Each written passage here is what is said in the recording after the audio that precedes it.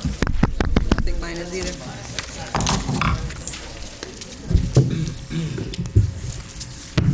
Thank you.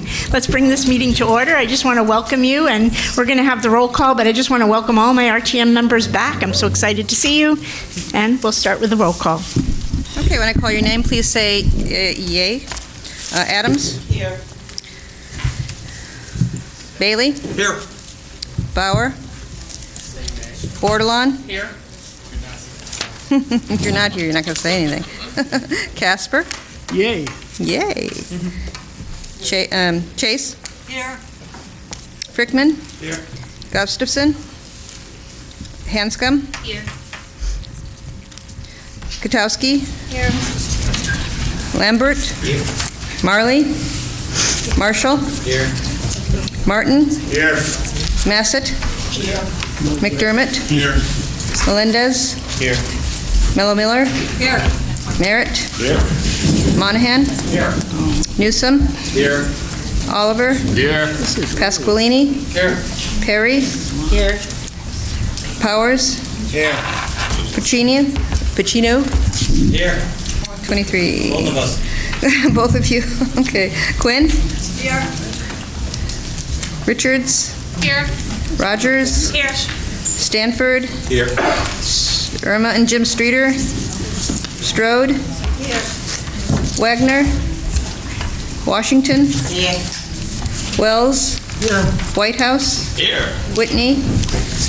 And Evan? Here. 32. That's 32 at roll call. 32.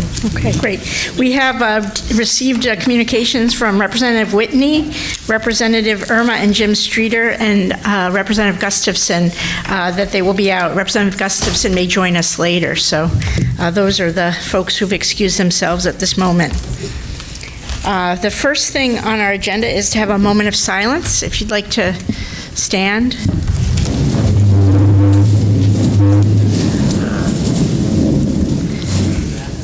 Representative Chase, would you lead us in the pledge, please? Lead to the flag of the United States of America and to the republic for which it stands, one nation, under God, indivisible, with liberty and justice for all. Thank you. So welcome to our post-election hangover November meeting.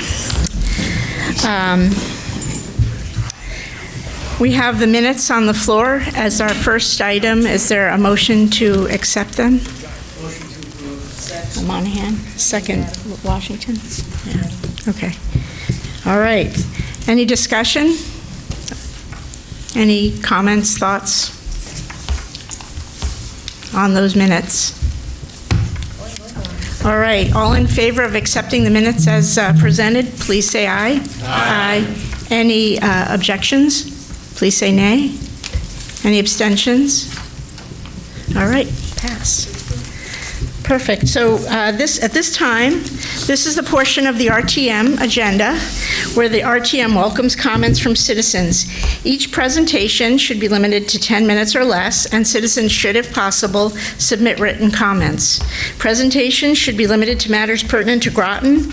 The moderator or members through the moderator shall ask questions only in order to clarify the speaker's presentation. Responses may be given by me or by the town manager. Citizens should make their presentations from the lectern and state their names and addresses for the record.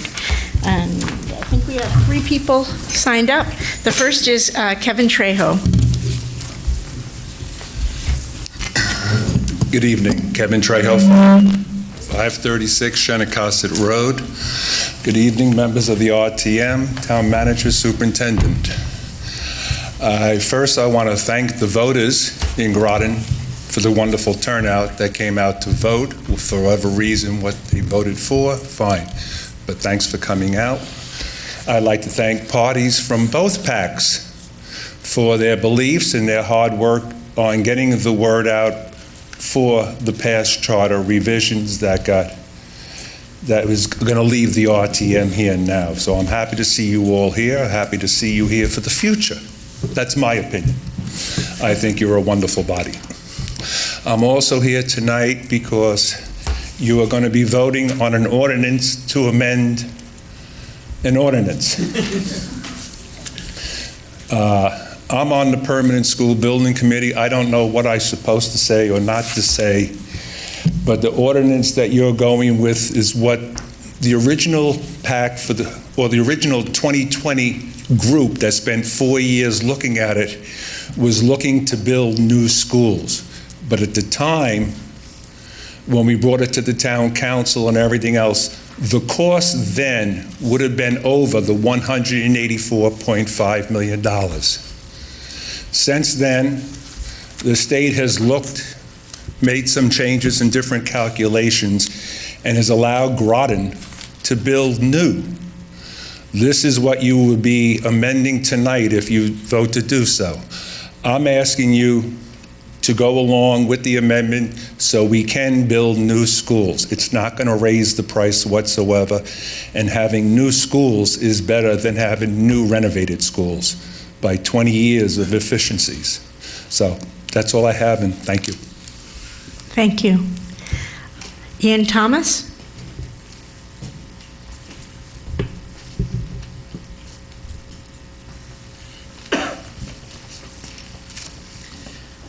Good evening. Ian Thomas, 159 Shinnecossett Parkway. I am going to echo a good bit of what Kevin said. Appreciate the turnout for the vote. That was a very impressive show of civic duty. And again, also, even though I was on the vote no side, I do appreciate the passion and commitment of those on the vote yes side. In regards to the charter revision. As a moment of reflection after the decision, now that we've decided to not accept those charter revisions, I would encourage this body to consider some of the criticisms that were levied against it by the vote yes group as a means of refining how business is done here. Not sure what all is possible, what is not. I am still doing some research on that, and I'll send out some ideas in the near future. But a few things along those lines. The Rules Committee perhaps could consider some attendance requirements. And maybe there's some way to get involved in the budget process earlier. But more than anything else, what I found as being part of the Vote No group, I was astounded as I was reaching out to the community and trying to raise awareness and get people involved, how small a percentage of people in Groton at large knew of the RTM, knew how the RTM operated and how the RTM related to the town council and to the districts. So I would encourage, first and foremost, the RTM to consider creating a community outreach committee of some kind. And I know there's FOIA requirements and all sorts of bureaucratic matters to consider when it comes to that, but I believe it's important to, the RTM is the most powerful elected body in the town, and it's the one most closely connected to the people in every district. So I think it behooves the body to maintain and consistently refresh that connection in some sort of regularly and recurring fashion. So there's that. I just want to kind of put that thought out there, and I would look forward to having conversation with a number of you over the coming months about ways that could come to fruition.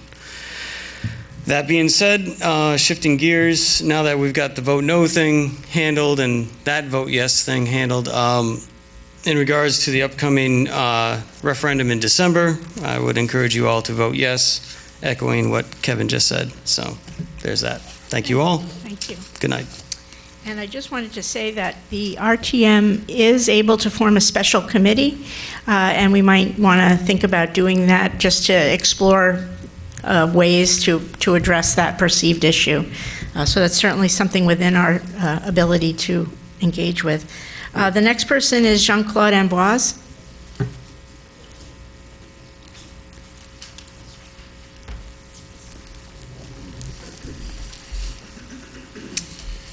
Good evening, Madam Moderator, RTM representatives, town staff, and Groton residents. My name is Jean-Claude Amboise, 169 Shenecosset Parkway in Groton. I'm very pleased to be able to speak to you tonight, knowing that the work you do on behalf of all of Groton will continue. I would like to thank, first of all, the Groton voters who came out and cast ballots last week in order to decide what direction our nation, state, and most importantly, our town will be heading in the future. Regardless of the election outcome, either being on the prevailing side or in opposition to the vote results, it was decided by all of us who participated. What makes our process unique and special is how the peaceful and dignified transition of power happens, and it's happened in this great nation continually for over 241 years. Now, we as a town must move forward and work within the government structure that the overwhelming majority of voters in every district decided on keeping. We must now consider what we can do to improve identified concerns in the system. This is my purpose for coming before you today. As you know, myself and many other engaged Groton residents were very vocal about preserving the RTM. This elected body best represents our diverse community, including minority party representation, and providing a readily accessible check and balance to the town council's actions. However, I am not saying that it is perfect, and this group should continue with business as usual. I don't think that's the way we should be going. There could be many things done here in the RTM that don't require changing the charter that could make the RTM more engaged in community, including educating town residents of the responsibilities of this body, being more proactive in financing current and future town and subdivision expenses, and mindful of tax-paying residents who pay for our great services. Here is a list of the few suggestions that I think could be done to improve the effectiveness of this body. Some of these were mentioned by the previous speaker, Mr. Thomas. One was establishing an ad hoc committee for community outreach of the RTM. I know there were a couple of suggestions made by him as well. Either going into your district, having some sort of little open session so that people can come and greet you and ask questions, maybe using some of our town buildings and meet as a group collectively and do some sort of outreach to some of our various services, whether it be here at our senior center, at some of our school functions, and then report back to this body where you've been and what you've been doing. And again, FOIA and all that is important as well. I'd also consider a referral to the Rules and Procedures Committee, as Mr. Thomas mentioned, for some sort of attendance accountability provision. They are elected by district and they cannot be removed. However, they can be notified either to their town committee, whether Republican or Democrat, notifying them of their truancy here and not being able to represent their district. I'd also like to recommend increasing the lines of communication and cooperation between our elected bodies, Town Council, RTM, and Board of Education. I know in the past that we did have a liaison in this body here. I'm not sure if it's still available, but I think we need to re-engage and work together, unified, from the beginning to the end of the fiscal season. Referrals to various committees for further oversight on current and future budgets. There is no reason why any member here could not stand up and say, I'd like to make a referral to any chosen committee and try to find out currently where we are in target with the budget that we approved in May, and where are we looking moving forward, so we can become more engaged in the process and prepared when the budget comes again for approval in May. With these suggestions that I'm making, it requires discussion and consensus. Okay, what I want to recommend is please not trying to react with any sudden actions without deliberate debate in the process. People get turned off by that, so I would not recommend it. Have a discussion and find out what works best for this body. The concerns from Groton residents wanting to change the charter do have some merits, and discussion should occur on how to use the existing powers this membership has to become more proactive and engaging in our governmental system. And for those people who have recently become engaged in the political process for whatever reason in the past few months leading up to last week's election, continue learning and finding out what you can do to become more involved in this community and this government, whether it is attending or becoming a member of the town or city Republican or Democrat town committees, considering running for upcoming elections in office next year in May in the city and in next November. I don't want to wish that too far ahead. I'm looking forward to Christmas. And finding a town or board or committee to serve on. We can all do our part to be more engaged in how we can serve Groton residents. In a quick sidebar, I am now flipping my vote from no to yes, just in case that's very confusing for the Groton public. I was on the School Initiative Task Force when we initially started this program. The intent that we had was to save taxpayers money, and the most affordable option was to renovate the buildings into new. And now we have found back, as Mr. Trejo had mentioned, that that option is the most expensive option. So it would be in the best interest of all Groton taxpayers to vote yes on December 11th. Thank you for your time this evening, and I also thank you, RTM members, for your service to Groton. Thank you. All right. Any other members of the public wishing to speak before the RTM tonight? No. Okay.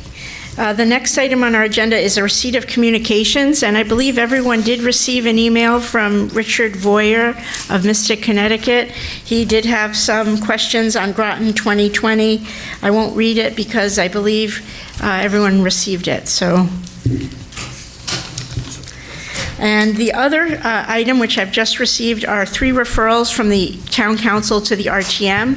The Town Council did pass a capital reserve appropriation for design and construction of the police station for an uninterruptible power supply, and that is $330,000, and I will put that into the Finance Committee to review.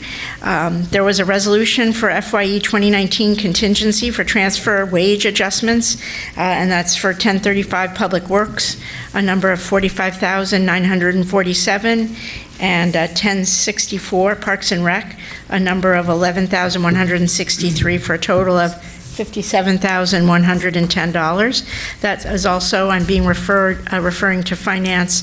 And then the third item is 2018 223 town property sale of a portion of the Noank School Public Gardens property. It's 0.09 acres. It was sold to an adjoining landowner, I believe, for $12,500. And so because that is over $10,000, the RTM has to accept that income, and that is also going to be referred to Finance. So those 3 items will be on our December agenda after Finance has had a time to, Finance Committee has reviewed them. Okay? Thank you. Any other reception of communications that are pertinent to this body? Okay. What? Yeah, okay, I already said those. So now we have the report of the town manager. If Mr. Burt would like to regale us. Thank you. Good evening. Everyone should, if you don't have it, have copies of the financial reports that were left at the table out there. Preliminary fund balance as of June 30th, 2018 was approximately $18 million. However, Cindy Landry did give an update to the council. As of the end of September, balance is really more like 19.1 million, so about 15.18%. But soon we should have the final numbers to know exactly where we're at on that. For the general contingency budget, we appropriated $450,000 with the pending budget amendment. If that were approved, that would drop the remaining balance to $392,890. And then the capital reserve fund has $1.3 million, and if the UPS budget amendment goes through, it leaves about $1 million in that fund balance. Just to note, I liked a lot of the ideas mentioned for the RTM, and would be, I'm very supportive of that. I'm not saying that just because 2 of them are neighbors and I have to live near them, but I also was thinking, I recently, in the last few months, started sending out a monthly budget report to the council members, just so they can see where we're at on the budget. I'll have that start being sent out to you guys if you're interested, so you can see along the way how the budget's doing. I'll make a note to do that. Let's see. Last night, well, I don't want to steal Roseanne's. I don't know if she's going to give a report. I'll say some stuff. GOSA had approached the council, and they were there last night to discuss applying for a grant from DEEP for purchasing 104 acres top of Fort Hill Road adjacent to the sheep farm. I visited the sheep farm for the first time last weekend. It's a phenomenal property. but the council has recommended approval. It will so go to the council later. We have 3 public hearings coming up on the December 4th council meeting. 2 alterations of scenic roads, one on River Road and one on Sandy Hollow Road. And then we have a blight ordinance that's going to be reviewed, a public hearing at that same meeting. So December 4th, all 3 public hearings. So please take a look online to get the details or email me. John Reiner's going to attend next month, I believe, and give an economic development update. Things are going well with the Mystic Education Center, though, just, ultimately, the state is the one that makes that decision, so we're bound by the state's timeline on that, but things are going well with it. Groton Heights is going well, and we are working on Sealy, but John's going to be here, I believe, next month to give a full report. We are working with the Eastern Connecticut Conservation District to put in a rain garden at the Department of Human Services building. No cost to us, other than we have our Public Works doing a little legwork there, but there's no cost, fully grant funded. That appeared to be they had some money, somebody else dropped out, grant became available, Councilor Baumgartner pursued it, was successful. And the Conservation District does pretty much all the permitting, all the work on it, everything, other than us just digging some holes. But we looked at the Town Hall building. We have dry wells there, though, that collects the rain. There's nothing like that at the Human Services building. So that'll be going in hopefully next week. So it's coming along. Bob Zagami and I are working on retirement options for new employees. We're getting right down to the tail end of that, and we'll make a recommendation to the council on non-union employees, then entering negotiations with the various unions. And then Bob's been working hard on retiree health care for 65 plus, another option. We're bound by what plans we have to provide for retirees 65 plus, but there are some, we worked with our third-party administrator to come up with a different concept, equal coverage, cheaper for the town, and the Board of Ed's working with us to do that too, to offer to the 65 plus. We're hoping to see some savings. I anticipate it's a change. It'll probably be a couple-year process of getting people to change over, but it's very promising. So Bob's been working really hard on that. Tomorrow night there's a tour of the Public Works Garage, 5 p.m. if you're interested. In our ongoing tours. Hopefully people have liked those. Next month on 12/20 will be Human Services. Town Hall, we had 1 bid for painting around the front entrance. Our purchasing department found another company. We're getting a 2nd bid, but we should be having that painted soon. I think that's all I have. Just a note as we get into the education portion, into the ordinance, because there's a referendum date set, Dr. Grenier and I are very limited on what we can say. We have to be very careful not to advocate, so we're going to have to give very considered answers. But just so you realize that we're a little bit bound on what we can say. Thank you. Okay. And I guess there's, next month we'll have economic development report, and this month we don't have one. Okay, and so Dr. Grenier, would you like to lead the way?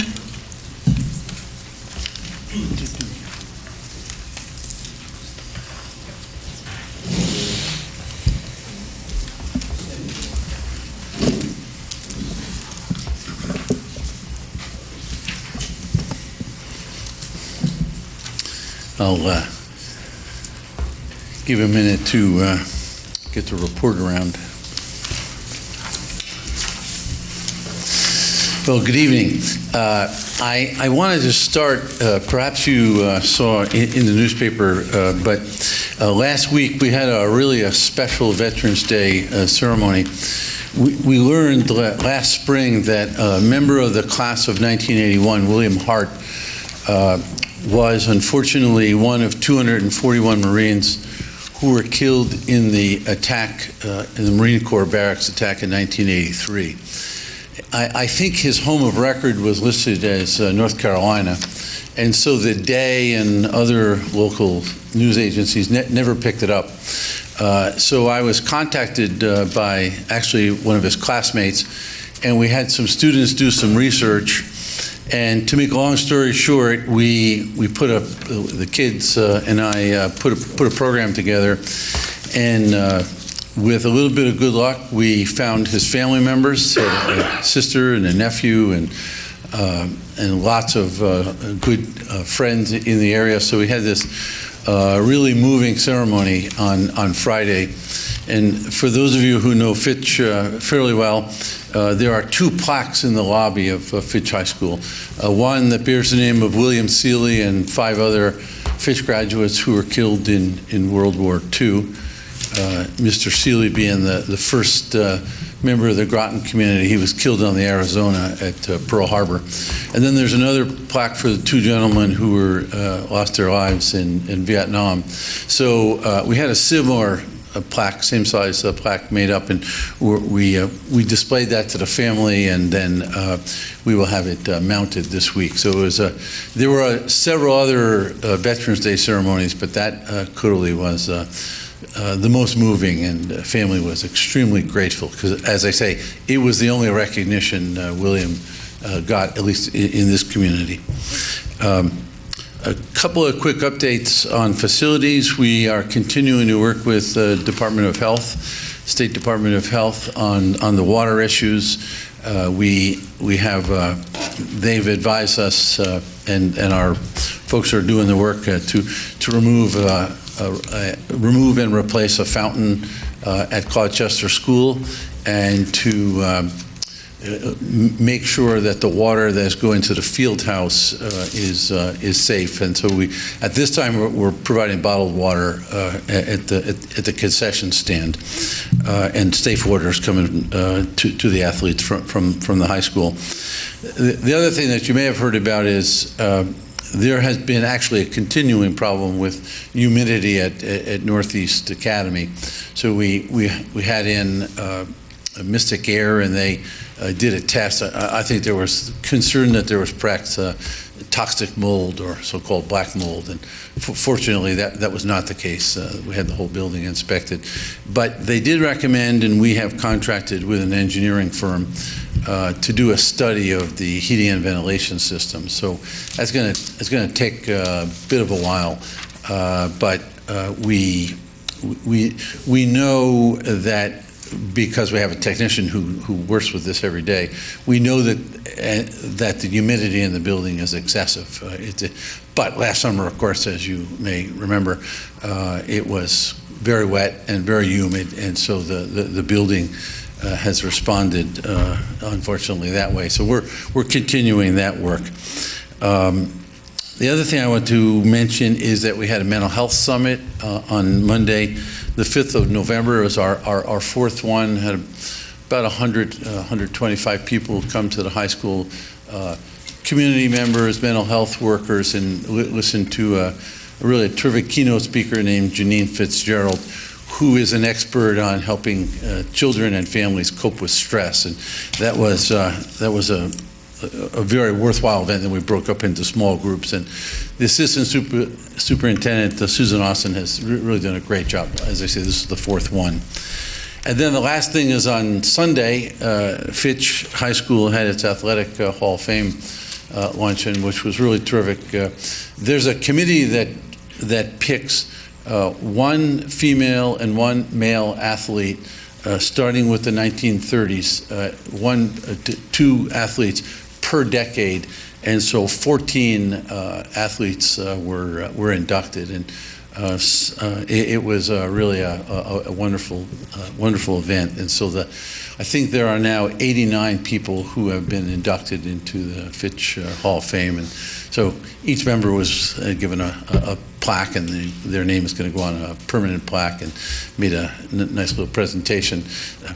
I can say that the trick for the committee is to trace the athletic records of women in the 30s, 40s, and 50s, even 60s. It just was not covered particularly well, but they really dug in and found some really terrific athletes. So it was great to be part of that. But I'm available for questions. Okay. Representative Mello-Miller.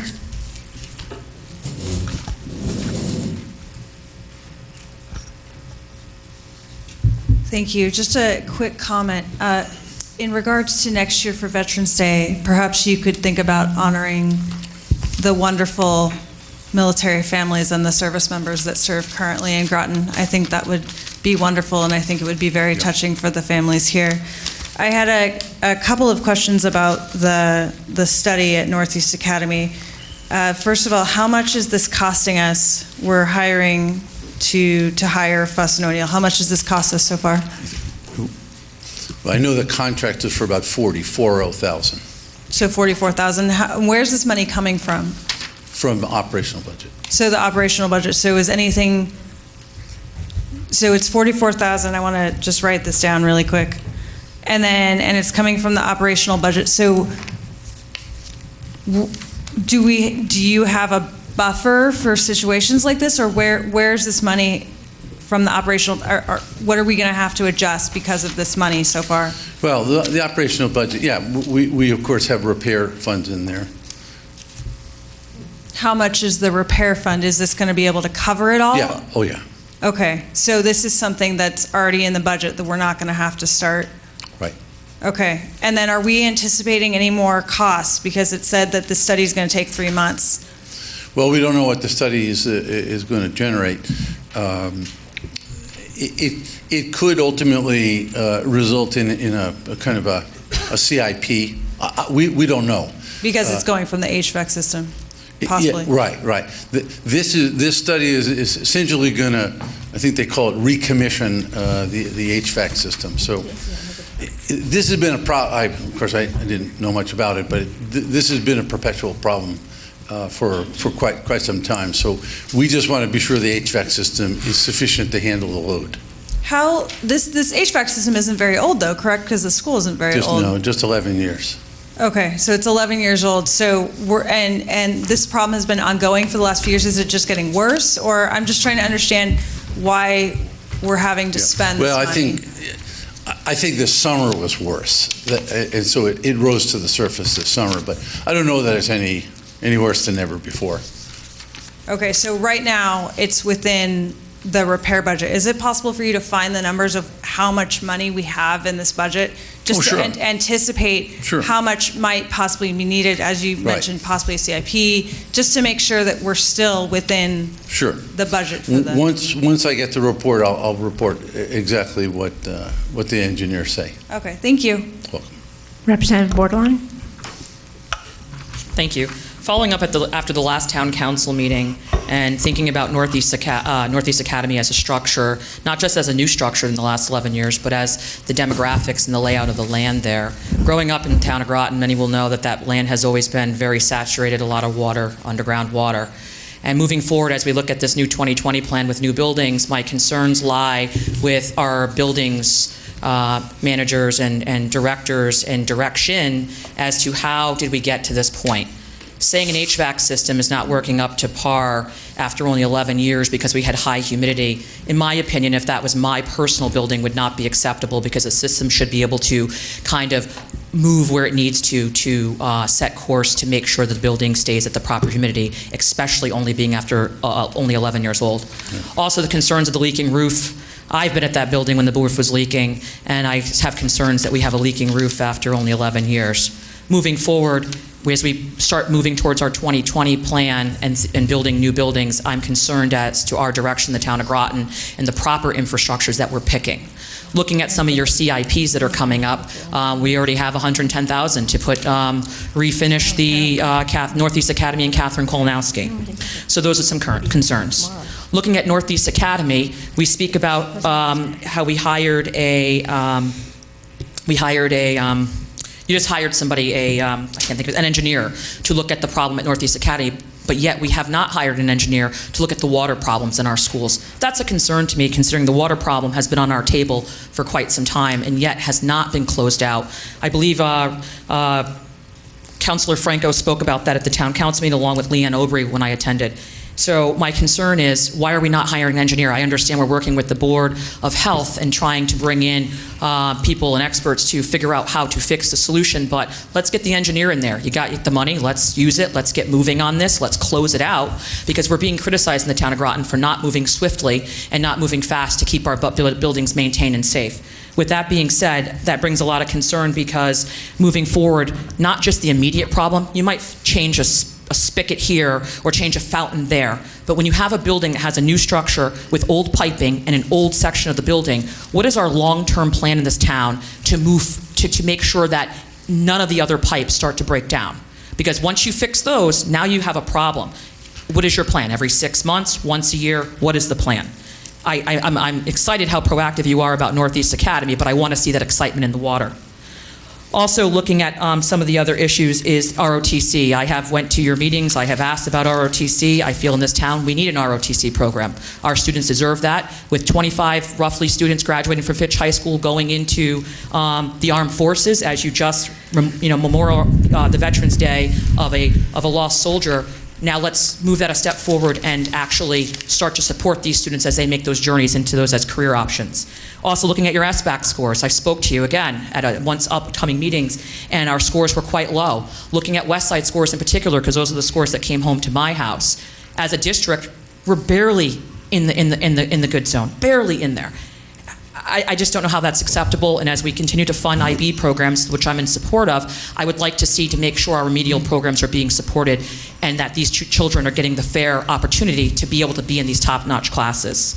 So those are my concerns coming from where I'm looking at attending your meetings, and I just want resolution. I hear a lot of comments and concerns, $110,000 for CIP, for exterior of 2 brand new buildings, water issues, air quality issues, and Leanne brought it up at one of the meetings about our maintenance concern. What is our maintenance doing? No direct stab at anybody in particular, but we need to move a little bit more aggressively here in this town. Fix our buildings, our students deserve it, and it's the right of all the taxpayers.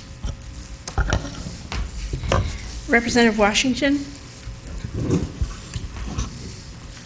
Thank you, Madam Moderator.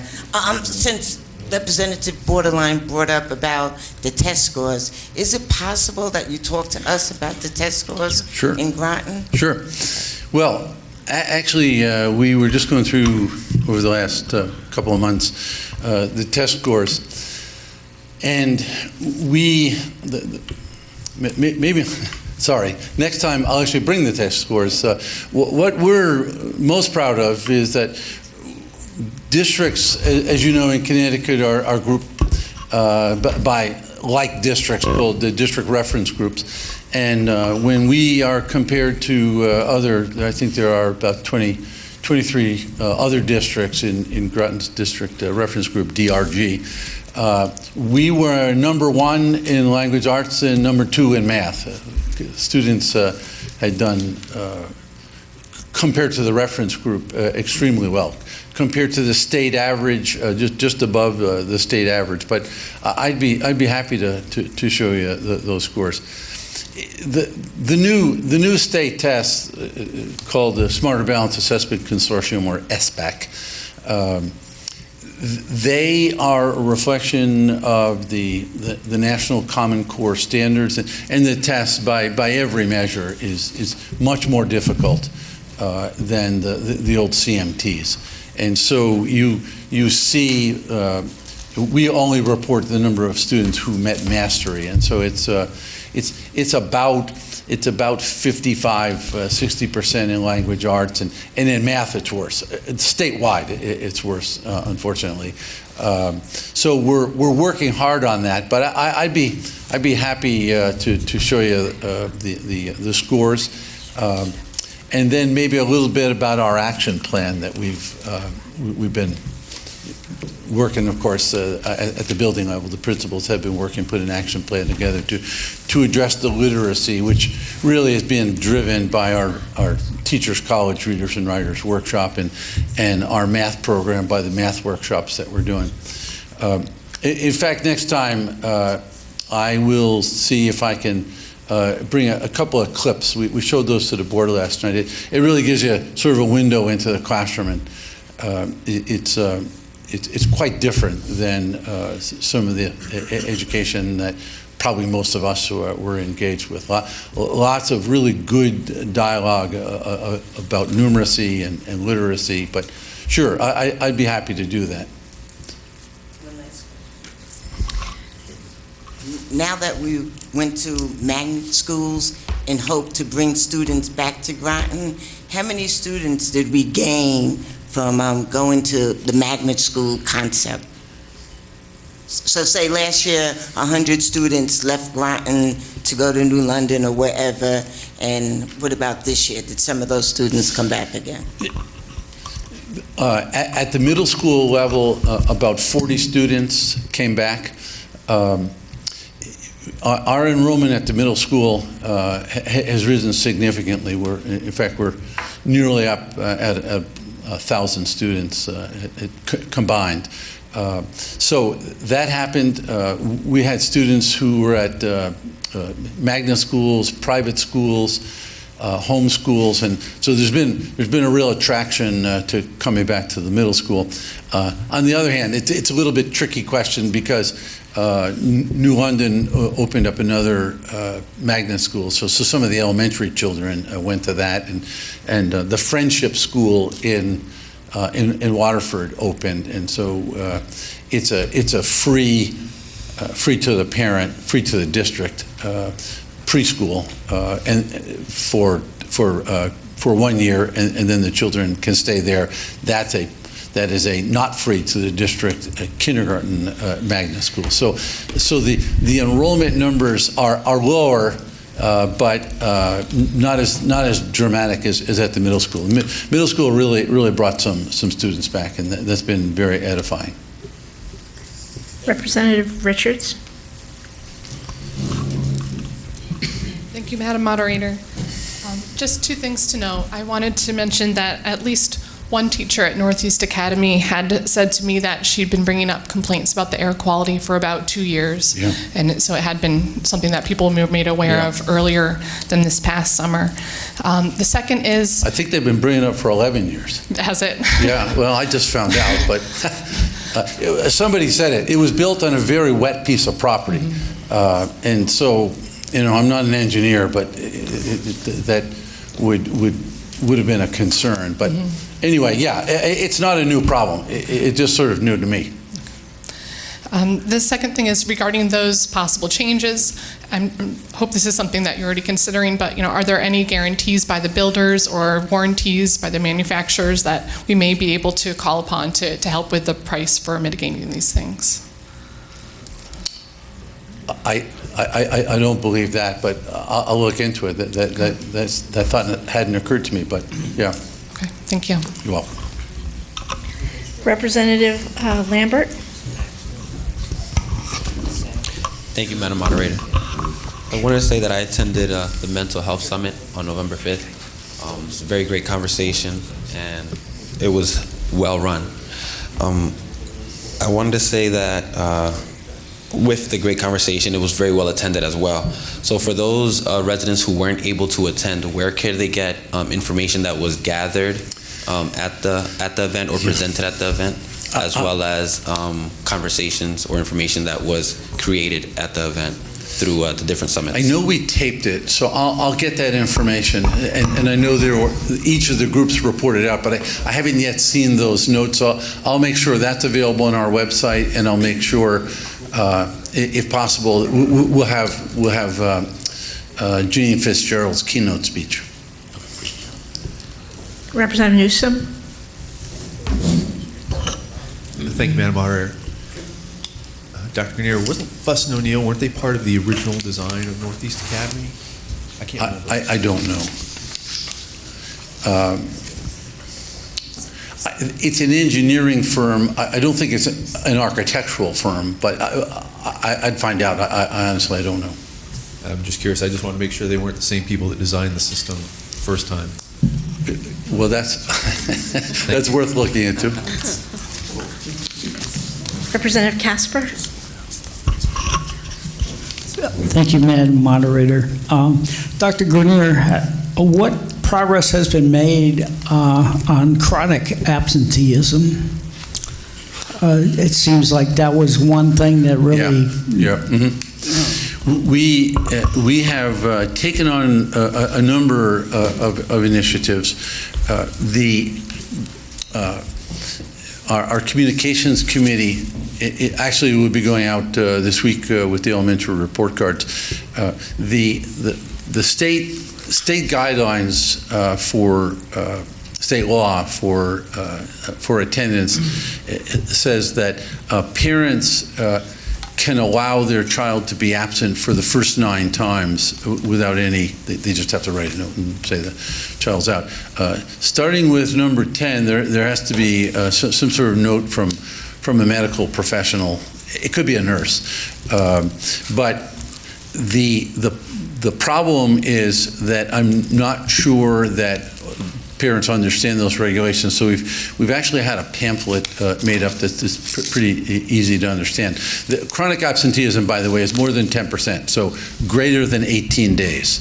And so we've dug into that a little bit, and in some cases, when we checked the data from the state, we realized that I'm not sure whose computer problem it was, but we had children who were there out of 180 days.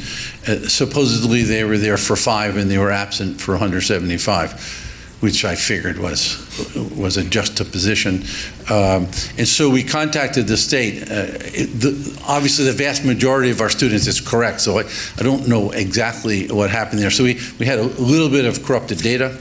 But even of the students that we have, we're still running about the state average, which is not acceptable. It's about 11%, and we need to knock that down. And so we're reaching out to parents.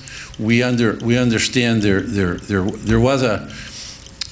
there are some quirky rules, like if a student shows up for the first 5 days and they move. And the parent doesn't actually come in and sign the withdrawal, that child must remain on our books, and it sort of defies logic. Yeah, but anyway, we're working with the parents, and you know the whole notion that children need to be in school to learn, and I think that becomes a kind of a public relations campaign that we're going to push. Representative Chase. Thank you, Madam Moderator. Dr. Grenier, I'd like to make a request. I believe this was mentioned last year during the budget session, to have a more itemized line item budget for the Board of Education, so it's more transparent and we can make more informed decisions. We met with some folks just this past week. We are in fact taking that recommendation to heart. I met with some former board members going back to 2006, 2007, where we saw the chart of the personnel, and we have actually incorporated this. So the first draft, which I saw yesterday, has that information.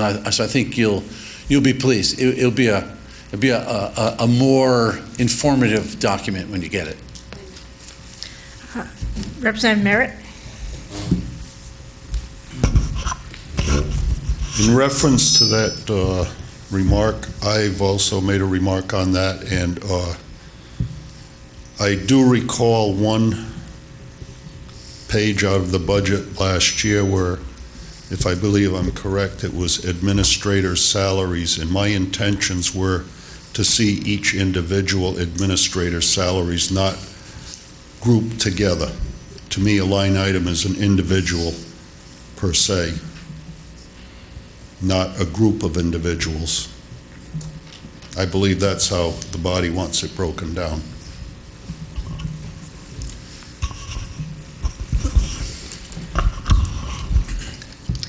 Are there any folks who haven't spoken yet who wish to ask a question of Dr. Grenier? Representative Washington, did you have a follow-up? Okay. Representative Mello-Miller?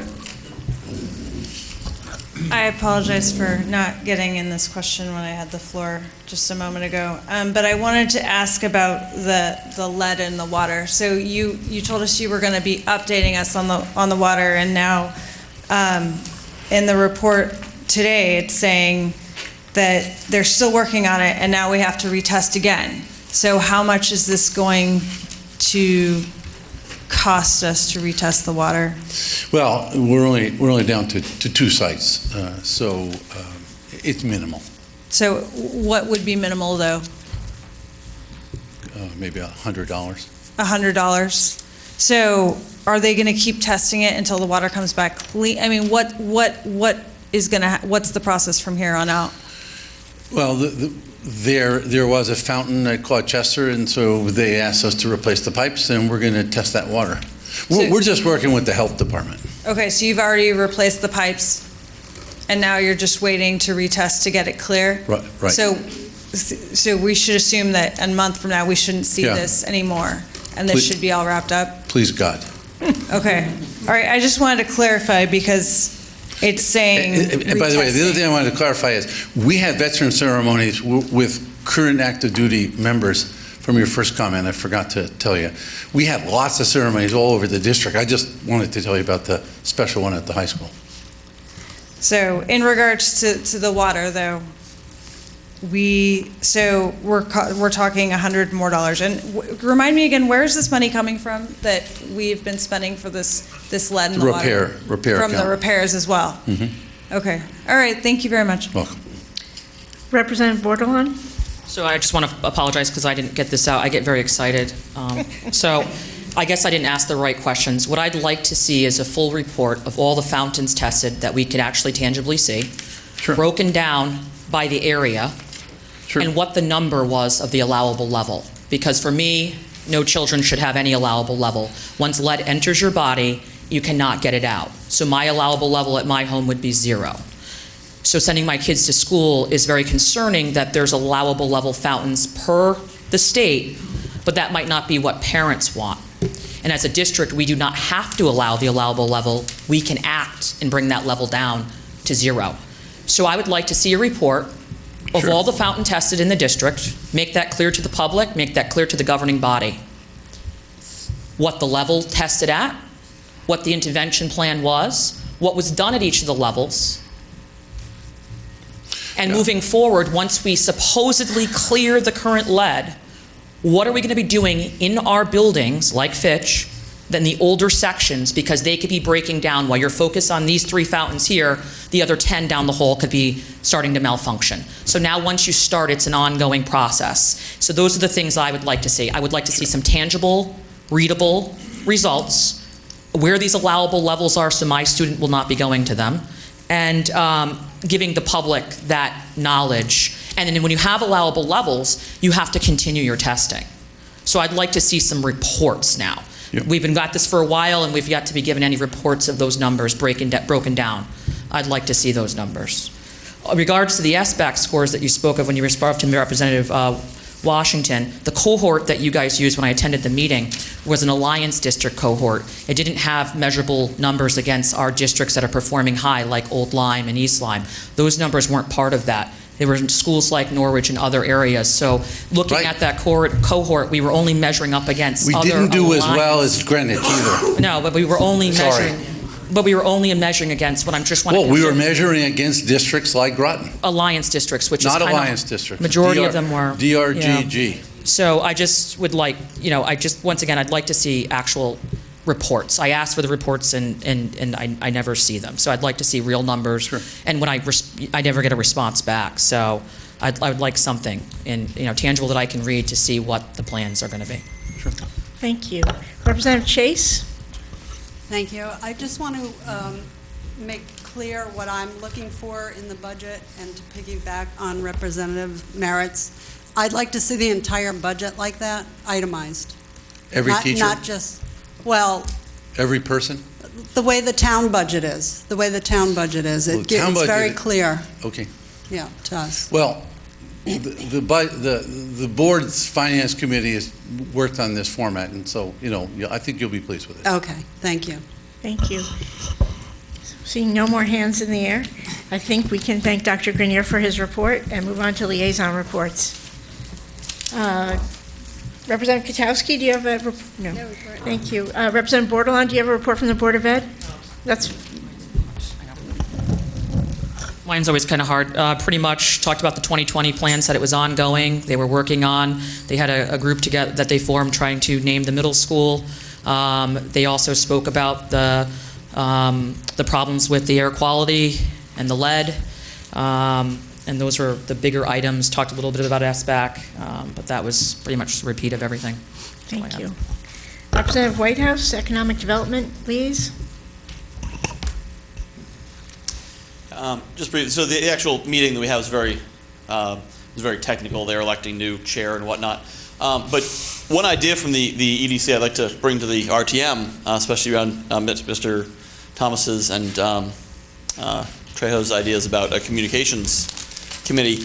One thing the EDC does is outreach to businesses. The members of the commission go out to businesses and bring back reports on what's happening in the business community around town. And I think it might be beneficial for the RTM to have a similar mechanism. And I know Representative Kotowski brought in that letter from a resident in her district about the ordinance to amend the ordinance that we're talking about. But something along those lines where RTM members, as they're talking to residents in the community, that kind of same kind of principle, to have something where we can bring back information from the community and bring information out to the community, kind of that way they'll see what the RTM is for, and we can sort of serve a liaison role. Just kind of a thought to throw out there from what the EDC is doing. All right. Thank you. Representative Wells, Golf Advisory Committee. Well, I'm sad to report the revenue for the course for this previous October was down about 5% over the 4-year average, and they attributed that to rainy days on weekends, which cut severely into the revenue. They're working on a marketing plan. On the marketing end, they're continuing with the for next season with the 20-play option, where you purchase 20 plays, you get a discount, and it has the effect of keeping people from wandering off to other courses if they have a book for so many rounds to play. On the Facebook front, some progress. They've hired a younger person to work there who actually understands a little bit about Facebook, and they've come up with some schemes. The number of likes is under 850. It didn't give me the exact, didn't mention an exact number, but they're considering a $5 discount for, if I got this straight, for people who like Facebook and who check in with Facebook when they come to play golf. I know that works well with restaurants. When I check in someplace, and my friends all go, "Oh, yeah, there again." So this is seems to get attention. Somebody checks in, so they're considering that. And also, if you like Chenecasset Golf Course, follow it, and then share the posts on Chenecasset. They're going to have a drawing among those people who have shared the post for a free round of golf. So there's more to it than just checking the I like you box. And we're making some progress on getting the course on the national and state registers of historic places. When the National Register coordinator returns from maternity leave at the state office, it's in part of the state economic development, they're going to proceed and see what can be done about getting the course listed on either the state and the National Register. There are grants available for something called, I don't know if it's every year, but it's ongoing, and as you know, the state is a leafy place, and people are very proud of the old towns and the wonderful village greens and promote it. So I think you're going to see these grants continue to at least some level. There are grants for hiring, there's a certified federal historic preservation architects and engineers. It's a federal certification, and there appear to be grant money available to hire one of these people. And that would be a big advantage in terms of the clubhouse, because you'd get an expert opinion on what was worth saving and how to proceed, and would give some guidance to the council when they were preparing capital improvements and so on. Right now, the clubhouse, as I mentioned in an earlier report, they have a golf course architect who went to great pains to identify the features of the original Donald Ross 1916 design. And for those of you who can't remember this stuff, he was considered the father of the golf industry in America, because he came to the United States from Scotland and developed a number of courses. There's a Donald Ross Society, there's a Donald Ross Archives at Pinehurst in North Carolina, where there's at least a file and some items from Shenecasset on file there, and perhaps there'll be more if we can develop more. And the whole thing should improve marketing. People will want to come here, and also if the clubhouse gets spiffed up when it's up for lease, it might be worth a little bit more when they put it out to bid and cover some of that. Thank you very much. All right. Representative McDermott, do you have anything from the Park and Trails Task Force? Thank you. All right, let's move on. I think we have only 2 committees that are reporting out with minutes. Well, let's hear from Education first. Chairman Whitney is not here today, so I've asked Representative Rogers if she could read the minutes and move our first motion.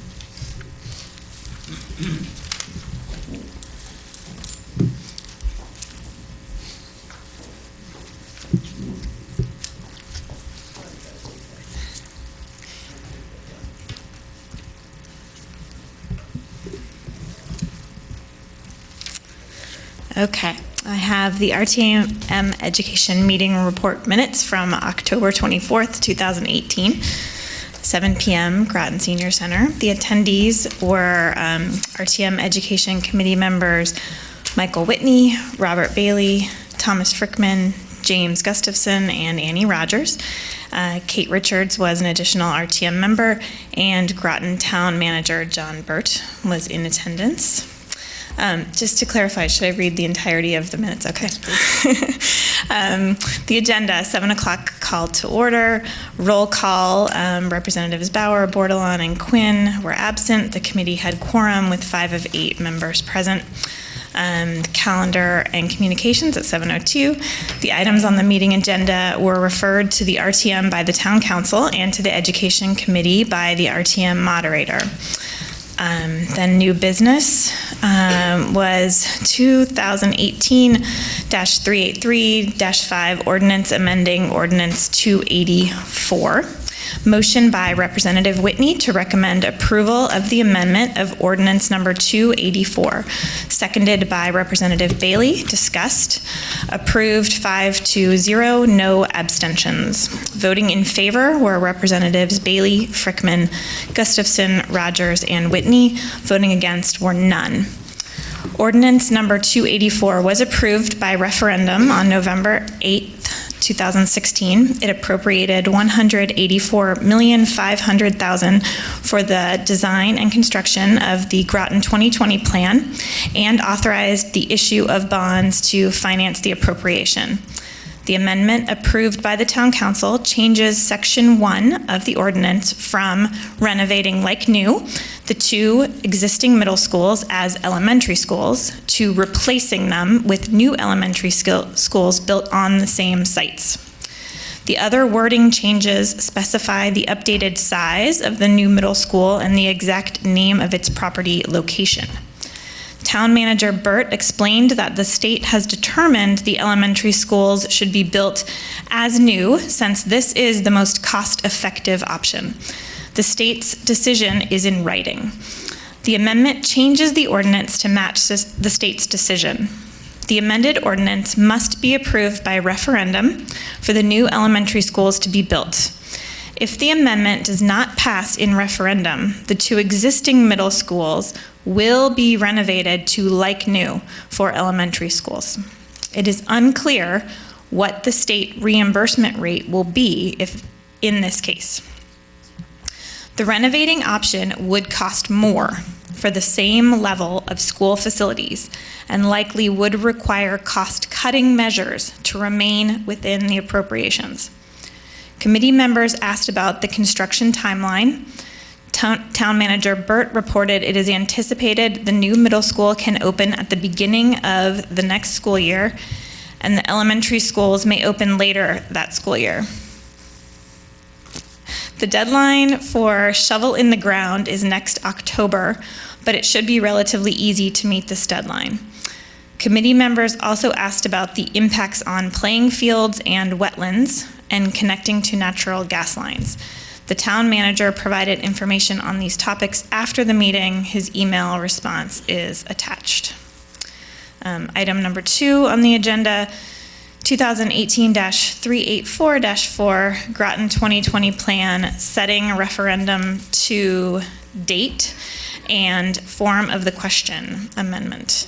The referendum vote is set for December 11th, 2018. The referendum question is, and I quote, "Shall the ordinance modifying the Groton 2020 Plan to provide for the new construction of 2 pre-K through grade 5 elementary schools rather than the renovation of schools and amending ordinance number 284 approved at referendum November 8th, 2016, appropriating $184,500,000 for the design and construction of the Groton 2020 Plan and authorizing the issue of bonds to finance said appropriation be approved?"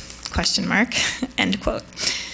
The committee and the RTM do not need to vote on the referendum date or question wording. The explanatory text that will be provided to voters was not yet completed at the time of the meeting. And then the explanatory text approved by the town attorney subsequently was provided by email and is attached below. And then adjournment, 7:22. So what follows now, I have the attachments with more detail from John Burt regarding our questions. This was received October 25th. Hello, I have the answers to the questions asked last night. Number 1, how will sports fields be affected with the building of the 2 new elementary schools? During construction, the baseball fields will be affected at both schools. At Cutler, the new building will be built on the ball field, and the ball field then recreated when the existing building is demolished. At Westside, the ball field will need to be used for material laydown and to support construction. It will be refurbished, rebuilt if necessary when the existing school is demolished. They will not be available while construction is in progress. Number 2, are there any wetlands affected with the building of the 2 new elementary schools? The Inland Wetlands Agency to the town reviewed the proposed construction area for Cutler. They state that as long as the project does not extend beyond the presently disturbed area, there should be not an issue. Initial concepts show playscapes in part of the upland review area. At Westside, the proposed building is away from any wetlands. Site drainage will be designed appropriately as not to negatively affect the wetlands at both sites. Question 3, will the new schools use natural gas?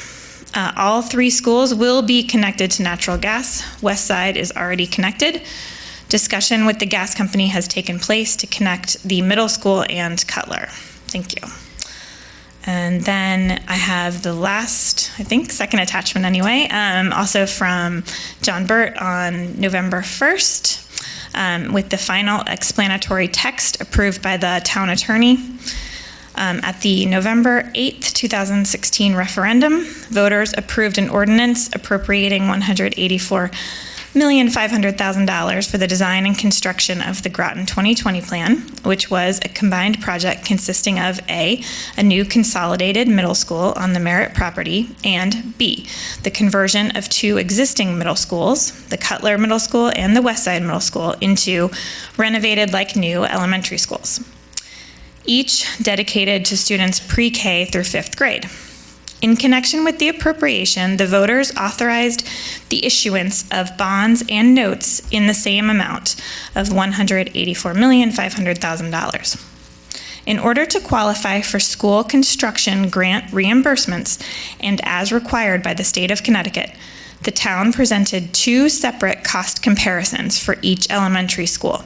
One for renovated like new schools, and the other for the construction of new schools on the same sites. The state approved the construction of a new elementary school on each of the existing 2 sites rather than renovated like new elementary schools. Approval of this amendment allows the town to proceed under the state's approval to construct new elementary schools on each of the 2 existing sites and to obtain corresponding grant reimbursement. The proposed amendment does not change the amount of the 2016 appropriation. Rejection of this amendment will keep in place the 2016 ordinance and amount of the appropriation. And that is it.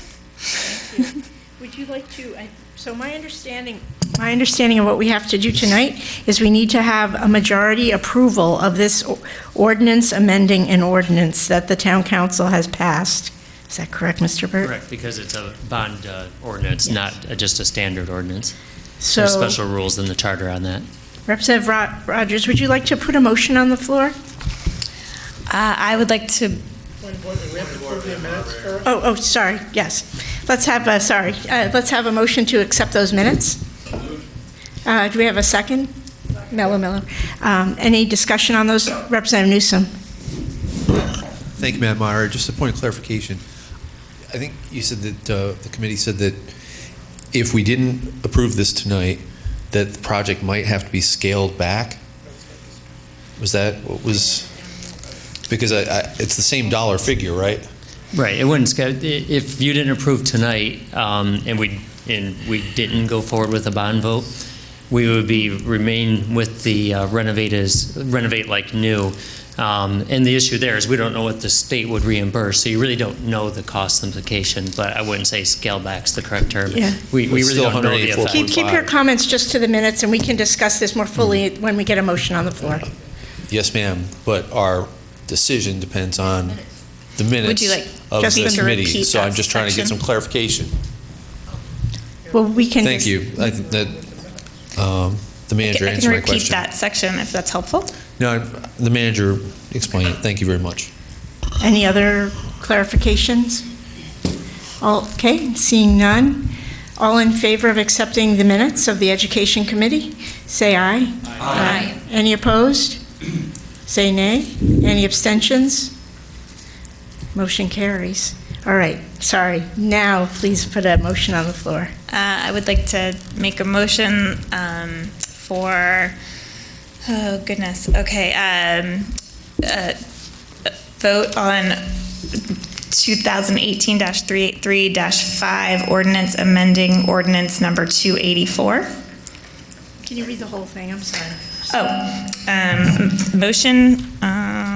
So it's a motion to approve, and then just go and read the whole language.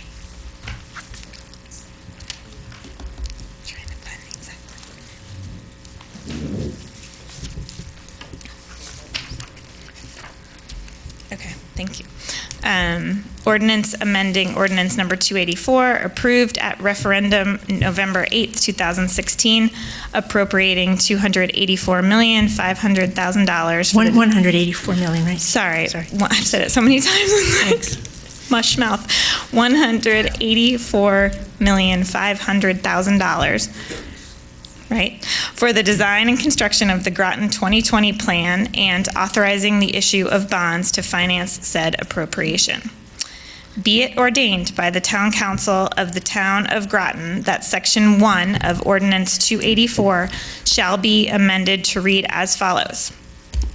Section 1, that the sum of $184,500,000 is appropriated for costs related to design and construction of, 1, a new approximately 155,000 square foot consolidated middle school to be situated on the town-owned site known as the former Merritt Farm, PIN 26080926 4808E and PIN 260809176052E between Ella Grasso Technical High School and Robert E. Fitch High School, and 2, replacement of the existing Carl C. Cutler Middle School at 160 Fishtown Road and the existing of Westside Middle School at 250 Brandegee Avenue,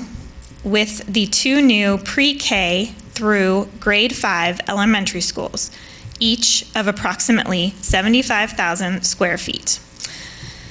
The appropriation may be spent for design and construction costs, demolition costs, equipment, furnishings, materials, land or easement acquisition, necessary utilities, parking, road and sidewalk improvements off and on the school sites, site improvements, portable classrooms, storage and moving costs, architect's fees, engineering fees, construction manager fees, legal fees, net interest on borrowings and other financial costs, and other expenses related to the project or its financing. The Town Council or its designee shall approve the final concept for the school project. The Town Council may reduce or modify the project and may delete portions of the project if funds are insufficient to complete the entire project. The ordinance shall become effective only if it has been adopted by vote of not less than 5 members of the Town Council and the Representative Town Meeting, and only if approved by the voters at referendum in accordance with Section 5.5.5.1 and 9.13 of the Town Charter, and notice of passage has been published in accordance with the provision of the Town Charter. Is there a second? Thank you. Thank you so much for reading that. So now we will open that motion to discussion of the ordinance amending the ordinance. I will not repeat that. Representative Pasqualini. Thank you, Madam Moderator. I'm trying to get this right. I know this is a simple thing, but we approved the first ordinance for $184,000. Which, I mean 184 million. Now you did it to me. 184.5 million. About rounding things up, 100 million of that would come from the state, as originally said. So really, the taxpayers are paying the 84.5. Now you said in there that the state said it would be cheaper or better to build new schools instead of like new. My question is, better for who? Whose payment? Because on the other hand, you said if we left it the way it is, it would be like new, and we don't know what the reimbursements are going to be. It should be the same as they already said they were. So is it better now because it's new? Is it better for the state because they're going to pay less? Or is the overall project going to be less? I think that my understanding, having been at a meeting, and Mr. Burt, please correct me, is that the project will get more school for the same amount of money. So that's the thing. It's not going to cost less to build new. It's actually going to cost the same. It's just that you get a new school that's bigger and has better components. Part of the issue with the renovate like new is you just don't know what they're going to end up approving for reimbursement. So you really don't know where you're at going into it. For instance, they might say your boiler's only 10 years old. We're not going to reimburse that. You're stuck with it, which would lead to higher maintenance costs, more quickly. So there's just a lot of unknowns with it. But when you generically, and keep in mind, those numbers are preliminary. We haven't gone through the full design process. When you hear these numbers, take it with a grain of salt. These are, preliminary, good estimates. But when you compared them, though, it looked like, in my notes here, I've got that when they looked at the two renovate like new, one looked like it would be within the budget originally anticipated, and the other looked like it would be over budget. Whereas the thought is with new, you'd be within budget. So. Okay, I just wanted to make that clear, because when they're saying it's going to be better, better should mean, like you said, either more school for the same money or less money for what we have. I think cost effective is probably the key term to use with this. And with the renovated, you have issues with inappropriate size of hallways from elementary to middle. You have a range of other issues that you have to deal with. Representative McDermott. Thank you, Madam Moderator. It's so unusual for the state to do something like this for us that I'm really concerned about the explanation that's going to go out to the voters so that we don't have the kind of confusion that Mr. Pasqualini just mentioned. I think it probably would come up in a lot of people's minds, what is going on, why are they doing this?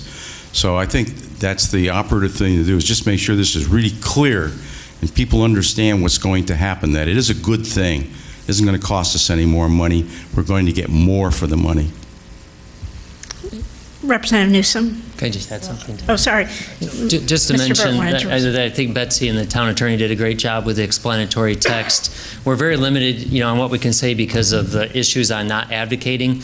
And so it took a long time to develop this and get it to the point of where the original versions of this were not near as understandable. So they did a good job getting this to the point of where we can understand it. Representative Newsom. Thank you, Madam Moderator. If this is such a good deal, then why didn't we do this the first time? Why are we back voting on this a second time?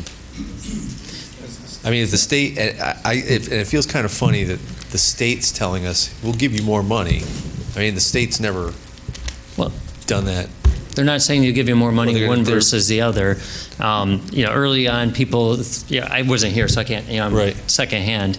But my understanding is that it was anticipated that the Renovate Like New would be cheaper, and I've seen other places that did the same thing and realized, oh, it's not. And I know I've had a lot of construction experience, and often Renovate Like New is not as cheap as building new. The state has regulations in place that weren't always adhered to in terms of making you present both cases. So it's thought to be, and just so you know, we've asked this time, and I assume it was asked last time, you have to pick in that bond language whether you're going with new or renovate. We asked this time, hey, just in case something switches, can we put either or? And the answer was no. So just, you had to pick one or the other. It was thought going into it before all the later work was done that it would be cheaper for the Renovate Like New. But once it was looked at and the state looked at it and had you compare, they said this is more cost effective, so this is what we're approving with the new. Okay. And then the bond council, it was flagged to us on October 1st that there was an issue with the bond language and that it wouldn't move forward for issuing the bonds until we had the new vote. Right. So. Well, I think the state looked at our plan originally and approved it, which is how we got the referendum originally a year ago. They didn't approve it, no. The state didn't have any say into our... There were some preliminary talks, but there was no approval ever given. We now have approval for the new. This is the first actual approval we've been given. That's what I've been told by other members involved before. Thank you very much. Yeah. Thanks. Representative Mello Miller. Since I understand that you are limited in what you can say because of the potential vote coming up, and I know Dr. Grenier isn't here, I'd love to call, Mayor Granatowski. Hi. Hi. I'd actually like to see if you could come up and possibly answer some questions for us, please. I apologize if I had known you were walking behind me, I wouldn't have called you out. I would have waited till you finished. Hello, Representative Washington called me over, so that's why I was creeping behind. What can I help with, please?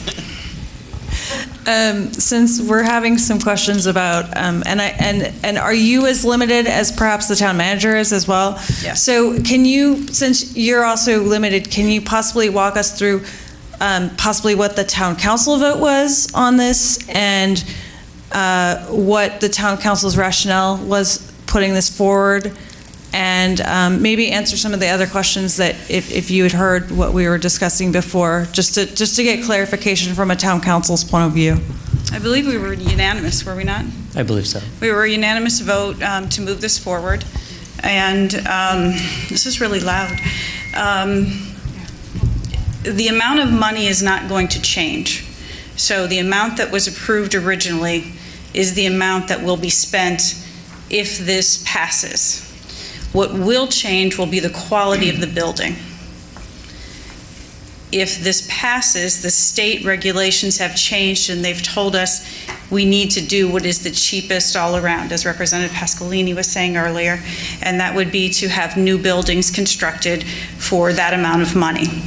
If this would not go through, we would still spend that amount of money, but we would need to renovate the two old buildings as best we could for that same sum of money.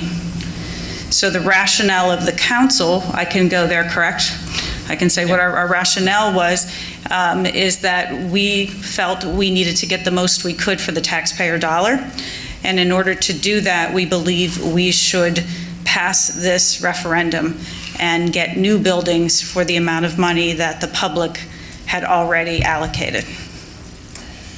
And do you know what the referendum has to pass by?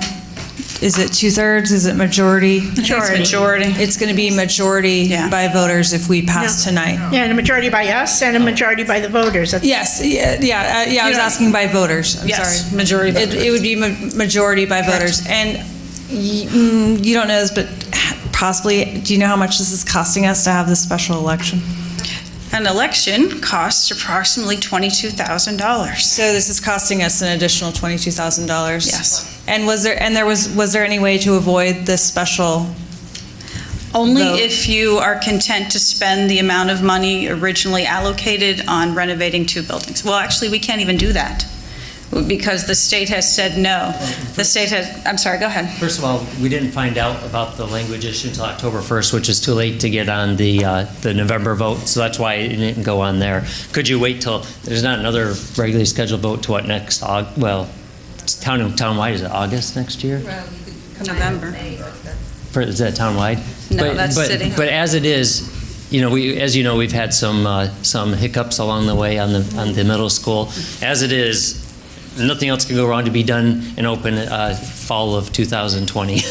And so if we waited, it would have a big impact and costs go up and et cetera. So it was important to get this done to go for the vote, and there was no way to avoid it. Is there any, do we anticipate, we don't anticipate as far as budgetary-wise special elections, correct? Like, it's not like we, keep $22,000 off to the side. That's why we have contingency. Funds. Well, a contingency fund, so this is going to be coming from the contingency fund. That would be my fund. guess at this point. But. And is there any, is it going to be costing us anything to get out the vote, or is there anything? We can't spend anything on, anything on getting the vote out or advocating or otherwise. There could be separate PACs. And just how the rules work, like staff is extremely limited. Council members on their own free time can advocate. They can't in a town building or at a town event. But on their own time, they can just, don't complain if you see anything out there, but no town resources can be spent with So staff. how are residents of Groton getting the word out that there is a special election? I've heard there are PACs forming, but I'm not part of that. Oh, yeah, no, I wasn't. Okay, well, and Mayor Gronczewski, maybe you could just hang out just in case, if that's all right with everyone, just to clear if there's any other questions that I need intended to hang out, thank you. Thank you for asking. Maybe not behind all of us again. Representative Bordelon? Thank you. One of the things that I heard at some of the meetings was that they would be building simultaneously on the properties at the current middle school's potential or moving towards elementary schools. So they'd be on the sites offset. There's some concern about time of day, when you have students in the building learning and building and construction's going on. So the hope is that that's going to be offset. Also, if it wasn't approved by the state, my concern is why did we go to referendum so early then? It seems as if it was a waste of, a few $1,000s if we didn't have anything concrete. You have to spend a lot of money to even get to the point of presenting to the state. Right, but putting a referendum forward when we didn't even have the state's approval yet, which it was what was said, that's what I just heard, and that's concerning. It just seems like, I hope in the future, as I am for this vote, I just hope that we can kind of dot all our I's, cross all our T's, the Merritt property. I mean, current town council, you weren't here when all this stuff started, but it seems like, I don't know if our attorney direction or what is going on, but it just seems like maybe our advisements haven't been the most up to date. It's just concerning is all, we didn't have the full approval, so we put a referendum saying this one thing, now we have the approval, which is the appropriate time it seems. So a little confusing on that. I think they worked within the best parameters of what they have. And at the time, it wasn't really a regulation change. It's more of a now enforcing the regulation. I think they were fully expecting it to be pretty much an automatic approval for the renovate, whichever one you had the money for wanted to do is what but they're not going to consider it until you have the money in place to do the school. Right. You're not going to get to that point of getting approval. Right. But go. Thanks. And I just wanted to address the question of having the construction ongoing while the building is there. It's much safer to have a new building being constructed on a separate site than it is to have children in a building when renovations are going on.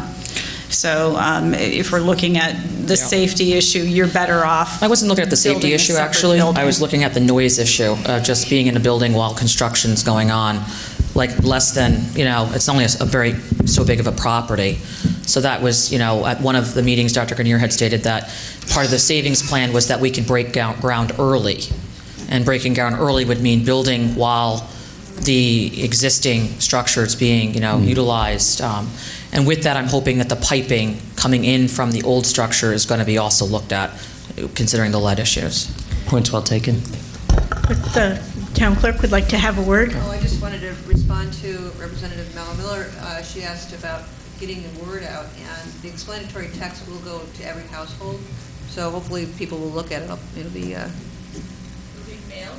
No, actually I use, the Day has a service called the Mystic Times and the Groton Times, so it'll be inserted in those publications. It's a once-a-week article, so that's the most cost-effective way to get the word out.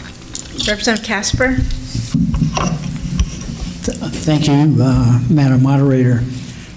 I'm looking at this and I'm saying the town approved $184 million, and the previous town manager stated many times that unless all the pieces fell into place, it wasn't going to happen as planned. And I don't understand why a change, we're not changing the dollar amount, but I'm trying hard to understand how a change in just the language requires a referendum. It just is illogical to me, and I foresee a small turnout for this election because most people are going to say, no big deal. We approved that already. It's just a language change. So we're getting new schools instead of renovated schools. No big deal. And they're not going to go vote. And the second question I have is on the information going out. Does every household in Groton get those? Yes. They do? Wow. And to answer the question, once you vote on something, that language rules and said that it would be renovate like new for the two elementaries. That's what we're stuck with without another vote. And our bond attorney won't issue the bonds, sign off on it, and our town council also concurred with that opinion. So we had two different attorneys reviewing. So we really have no choice. Yeah. Well. Thank you, Representative Bailey. Thank you, Madam Moderator. I have a question for the town clerk. Would it be advisable to utilize Groton Municipal Television as an informational slide as to how the ballot is actually worded? For a sample ballot type. Just a sample ballot? Sure. We can forward that to GMTV. Yep. All right. Thank you very much. Good idea. Mm-hmm. Thank you. Thank you, Representative Wells. It's one question. One intriguing point is it looks like if we build the new schools, that moves the schedule up. That means it's sooner that the students will be able to enjoy these new buildings, and the sooner they'll be able to disenjoy things like the portable classrooms at SB Butler and things that we heard about back when this referendum was first put forward. So, and then also to get ready to either turn these buildings into other uses or put them on the market and put them on the tax rolls. So how much does this move the schedule up as far as getting the students into the new schools? Well, if you had to renovate like new, you'd have to wait till the middle school was all the way done before you start and then move all those students out into the new middle school, which would be, I don't know the exact amount, but over a year extra time spent to do that. All right, thank you. Representative Whitehouse? All right, so I don't have any experience in owning $184 million buildings, but I have owned a number of cars, and the way, and I just want to see if I understand it correctly. It's kind of like you're going to be spending $30,000 on a vehicle, and you could get a new vehicle or a used vehicle. And the used vehicle is refurbished and it's in great shape and it's got a warranty, but it's still not a new car, it's a used car. And for the same money, it would make sense to get a new car if it's going to cost the same anyway. Is that a reasonable analogy for what we're looking at here?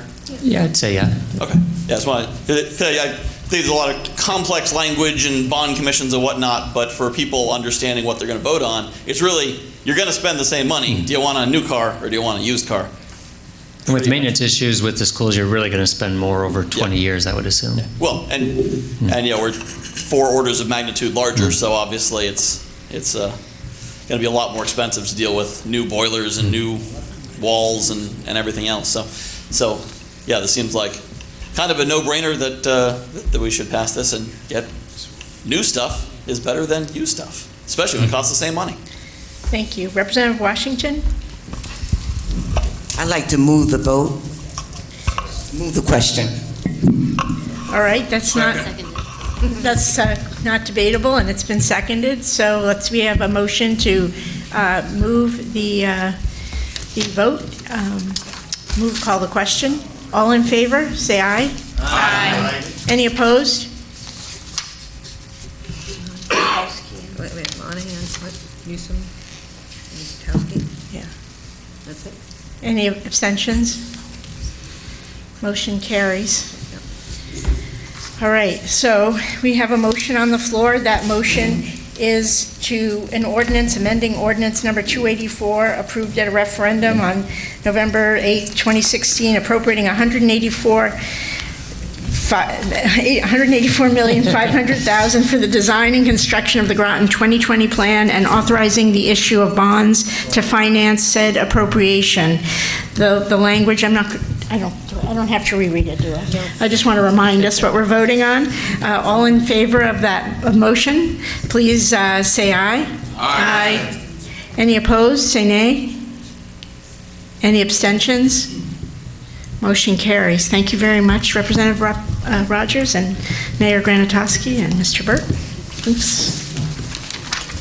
All right. We have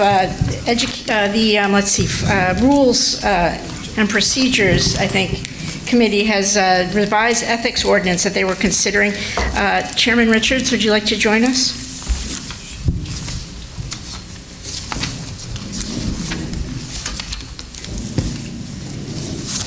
Thanks. Thank you, Madam Moderator. I have the meeting minutes.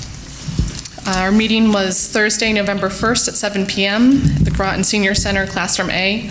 The members of the committee are Representatives Kate Richards, Karen Adams, Douglas Monahan, Irma Streeter, and Michael Whitehouse. Members present, Representatives Kate Richards, Karen Adams, Douglas Monahan, Michael Whitehouse. Members absent, Representative Irma Streeter. Also in attendance were Town Manager John Burt and Director of Human Resources Robert Zagami. The meeting was called to order at 7:02 p.m. 2018-309-2 Revised Ethics Ordinance. Discussion.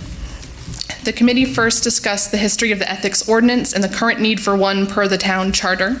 Previous town councils initiated ethics ordinances, but none went through the whole process of review and approval. The current ethics ordinance was approved by the town council on October 2nd, 2018, after a public hearing on September 4th, 2018. Representative Monahan raised some concerns and pointed out some minor edits to the ordinance. It was clarified that at this stage, the RTM may veto the ordinance or take no action, and the ordinance would become effective.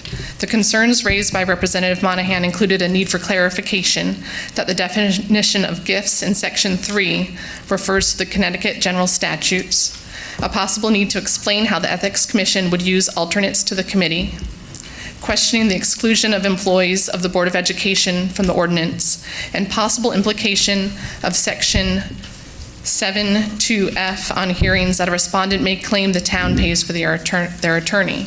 The town manager noted these concerns and commented that the RTM may recommend to the town council to amend the ordinance in response. The need for an ethics ordinance was questioned by Representative Adams, who stated that we have not had issues in the past, so it may not be necessary.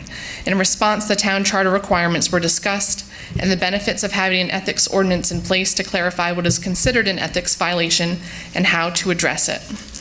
Representative Richards brought up the conflict of interest section as it applies to RTM members approving the budget in section 4, 2A and B. This section states that town officials with a possible financial interest, quote, may vote or otherwise participate in a matter if it involves a determination of general policy and or the interest, contract, or transaction is shared in common with a substantial segment of the population, end quote. While also stating that the person must state their interest and vote only if this exception applies. Representative Richards also brought to the town manager's attention some typos in the ordinance. Previous input on the ordinance from Representative Whitehouse and Representative Bordelon during the public hearing was recognized.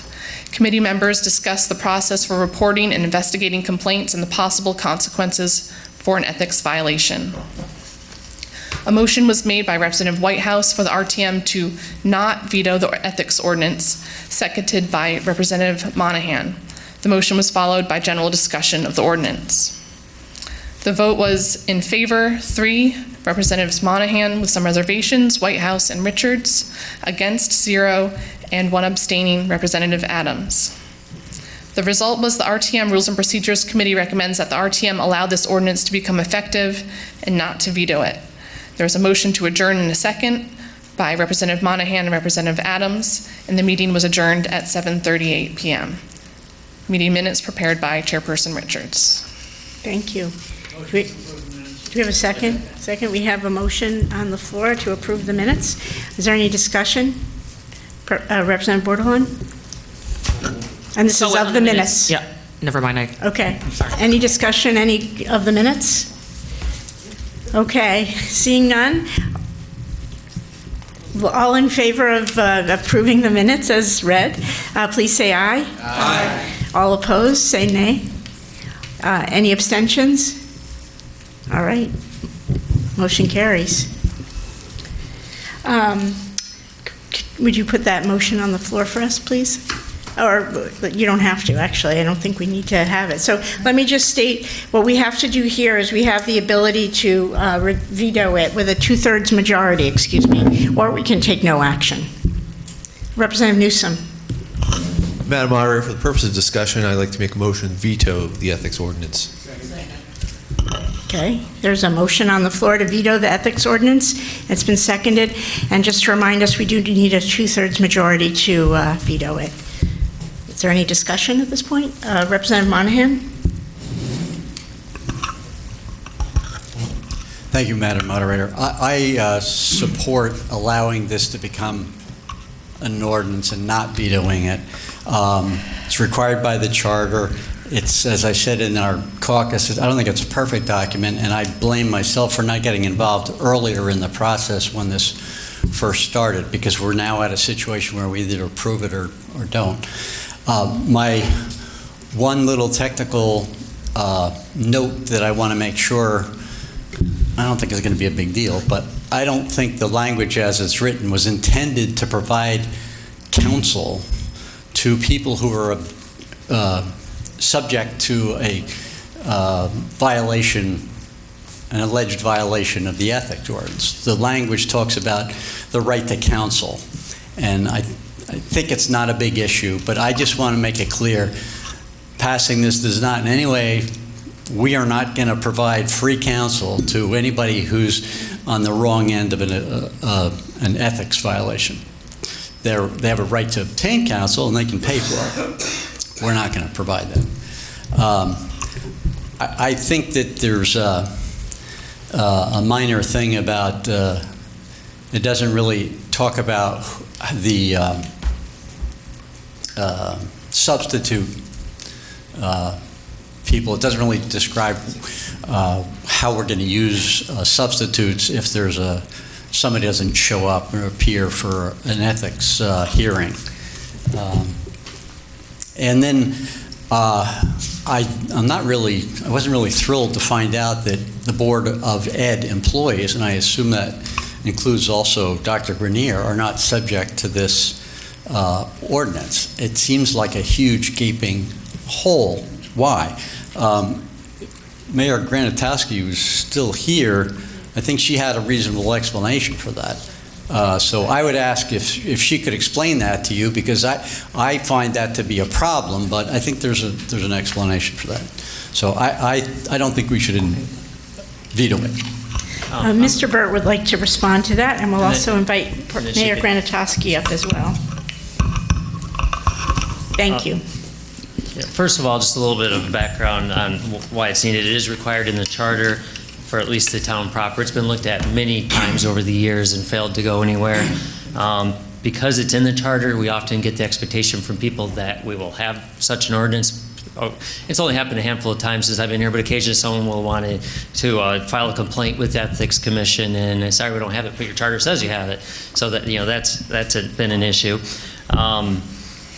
As I said, it's been worked on many times over the years. We looked at, there's many ways you can write this. There's, we're never going to find the perfect thing. We found an ordinance. We liked the general makeup of it and went from there. In terms of the Board of Ed employees, there were some questions, including with our attorneys, as to how it would work with them. They have their own Board of Ed and rules and union contracts, and there was some confusion as to exactly how that would work with the Board of Ed. The Board of Ed employees, the Board of Ed proper is in there. I'm expecting, honestly, to touch base on obviously, we're not going to pay for a counsel for someone, but we can put something in policy to make that clear. It doesn't have to be in the ordinance. I'm expecting at some point that we will probably want to tweak the ordinance as we actually get into use. We can do it through policy at first, see how it all works, and then we can make amendment to it later. Same thing, and with the substitute members, there might be something that comes forward where a permanent member of the Ethics Commission that it's someone they're related to, there's something they're also involved in. Some reason they need to recuse themselves, so a substitute would step in, and we could put that in bylaws or policy, and later on could put that into an ordinance, amend the ordinance. But and the same thing with teachers. It's complicated as it is, and there's going to be questions, there's going to be changes, and as we get into it, we could find out more on the legalities of the teachers, and we could amend it later. But get something going and see how it works, and I'm sure we're going to be back here amending it at some point once we go through a couple cases. And I had a conversation with Representative Katowski in regard to some of the same things that you are raising. And under the definitions, she questioned the town official, officer, and employee. And it does include officers and officials of the Town of Groton Board of Education, so that would include the superintendent. I had just a kind of a question following up on Representative Monahan's, which is, what is the best way to get these issues that have been identified in the minutes or by members, I'm sure, to come in testimony to the town council? What's the conduit? I know under the charter we have the ability to veto this, but I guess I'm looking for a middle ground of, like, if there's small problems that our body notices, how do we get those, flag them for you? One thing I told the committee is that, and you may have noticed when I gave my report, I mentioned those public hearings, including on the blight ordinance. That's what I intend to do, is to make sure you're up to date and on what's coming to the council, so you have time to look at it and can make comments at the public comment, or just shoot them to me and I'll take those into consideration and share them with the board. Representative Bordelon, did you? After attending the town council meeting where this had a public hearing and I had my comments, I think the idea of the ethics ordinance is a wonderful idea. I do not like the rush factor of it because we didn't have one, so let's make one now necessarily. I'm a firm believer, if we're going to do it, let's do it right first, not come up with a document that we're supposed to pass and then say, well, we're going to probably have to amend it. That concerns me. I just don't think that's proper. I mean, a lot of people in certain fields would get injured if we just sent things through if it wasn't appropriate. Also, I'd like to see some type of deadline or revision date in there that states, like, this will be revised after 2 years or a year or whatever we think, so it had some timestamp on it. And I do agree with you as far as, the transparency and continuity aspect of having more communication. Not everybody can attend every meeting or watch every meeting at home, and so having some type of communication which would provide transparency so that they might want to tune in, or at least to the different departments that it might pertain to, that would be really helpful. But this is a tough one for me. It definitely has some great components, but it has a lot of things that scream out loud. Mr. Burt, would you like to respond to that? Well, I disagree on there being a lot of issues with it, maybe a couple of minor tweaks. However, I did the first draft of this September of 17. It's been kicked around forever, and I've read all the old versions, and this actual version has been around since September 17. I first started bringing it up at council and working on it back then. It's been a long time coming. Representative Massett.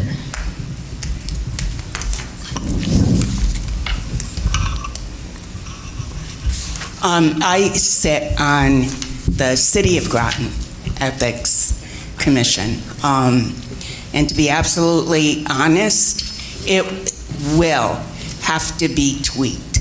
You do not know until you actually sit down and work through something. However, this commission will not sit down and work through a complaint alone. There will be an attorney who will guide you through. There are also state statutes in place that for a lot of issues that we think will come up that are addressed by state statute. And that's the purpose for having an attorney. As far as having an alternate member or alternate members, that's something that can be addressed simply through numbers. Unfortunately, one of our members died, but we had enough people on the commission, so having an alternate was never an issue. I think it's something that's important. If the charter says we should have it, I think we should have it. And going forward, if there is a complaint, going forward, we can just sort of, as things come up, we can tweak it as we go along. Thank you. Can I add just good comments, but going back just to mention that this is modeled on an existing ordinance that's used by Stonington. So it's not like out of the blue with this ordinance. It's been tweaked since its original form. But Representative McDermott. Thank you, Madam Moderator. I think the most important thing about this ordinance is that we have it in front of us. I've spoken about this for a few years, and this is an opportunity we don't want to really lose. I do believe it needs to be tweaked a bit, but basically, Representative Powers, I can hear you guys, so if you would stop your conversation. Sorry, continue. Okay, thanks. And we've just had an example of this in the city, where the Council of Municipal, whatever the exact designation is, has really been had their feet held to the fire, and we've got indictments in a couple of these local towns because of trips to the Kentucky Derby and so forth. So there are places where this is going to be of use to us, and I think we should avail ourselves of this opportunity. Thank you. Representative Whitehouse?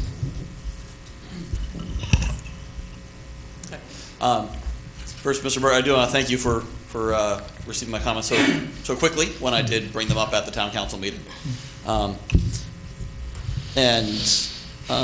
Yeah, I think improving the communication would be good, because actually I happened to be at that meeting and then took a look at it and noticed some things of concern. But I think it'd be great to, just make sure that we improve communication with the RTM, make sure we know about things. Because as I was saying, a lot over the last couple months, we have 41 sets of eyes, or however many seats are actually filled in the RTM, that can spot things and all kinds of things the town is working on, which is a good thing. I think this is a great step, because having clear rules is important. And my major concerns whenever I look at something like this is, can it be abused? Can it be politicized? Can it be taken advantage of? And I've looked through it with that eye, and I'm sure somebody more conniving than I might be able to find a way to do it. But there's no obvious ways I can see. There's a great rule in it that eliminates frivolous complaints, so you don't form the commission or bring together the commission for it. Just anything someone brings up, which is a good thing. And I think the most important thing is, before it gets to any kind of commission process, is it does make clear rules on, what is a gift, what is conflict of interest. So you can have fairly bright lines in terms of you're on, two people can look at it and for the most part be in agreement on this is a conflict, this is not, this needs to be declared, this doesn't. So I think just having that understanding will bring a lot more comfort with the way the government functions. You can say, here's the rules.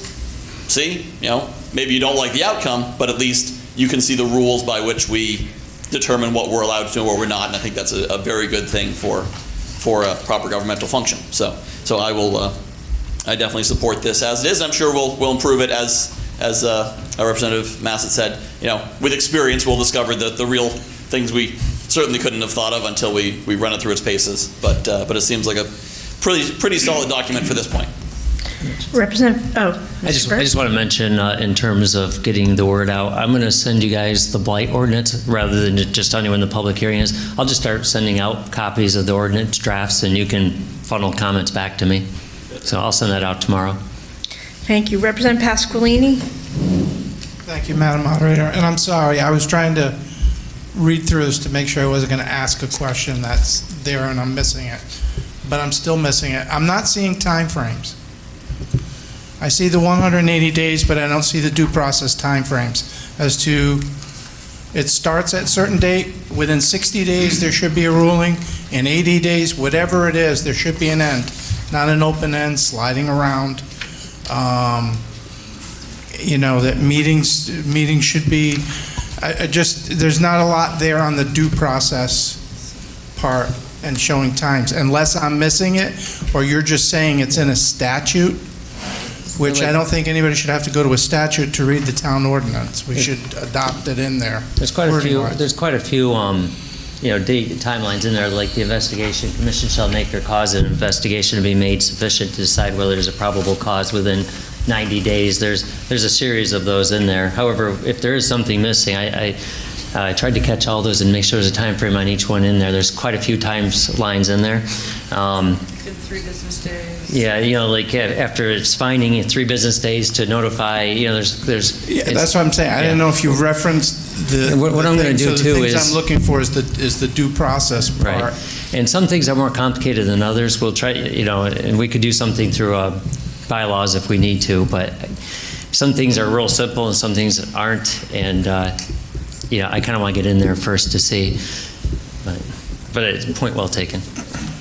Thank you. Representative Can I just add one more thing? Yeah. One thing I will do, though, is what I'll put together, though, is something for our website so people know how to file a complaint, and lays out what the process is so they can easily, it won't just be the ordinance out there. I'll put a summary together for people, and probably a forum, I imagine, too.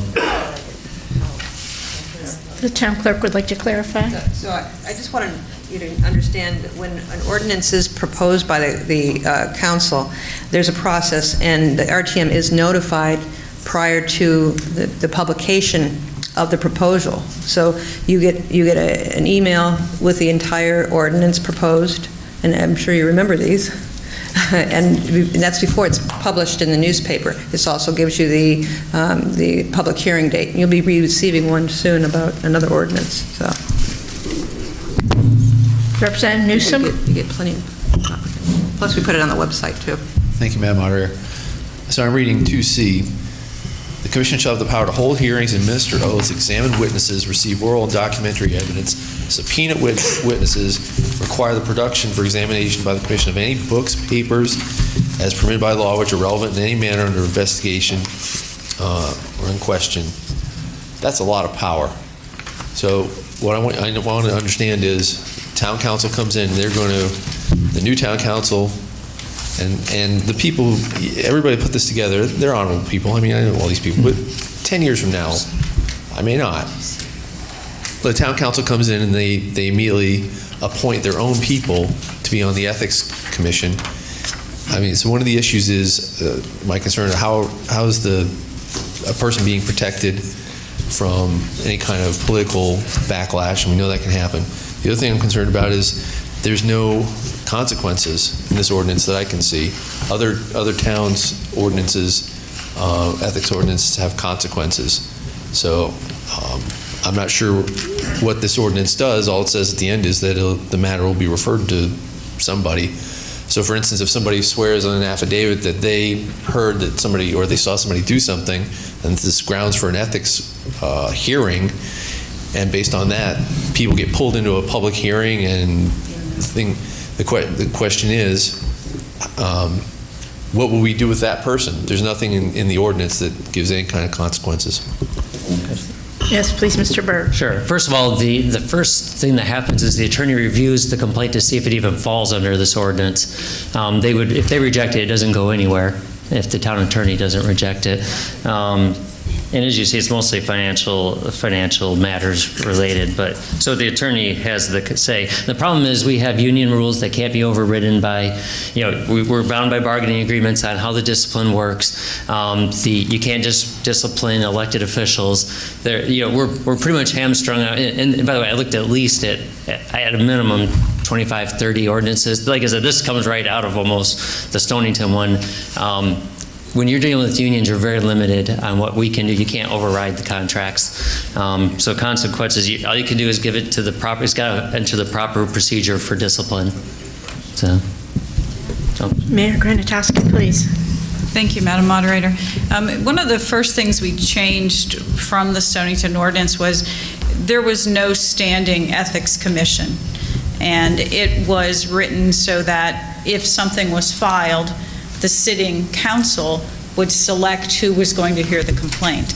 And to me, that was problematic. So I prefer that before there are any issues, we choose people that fit the qualifications and seat them.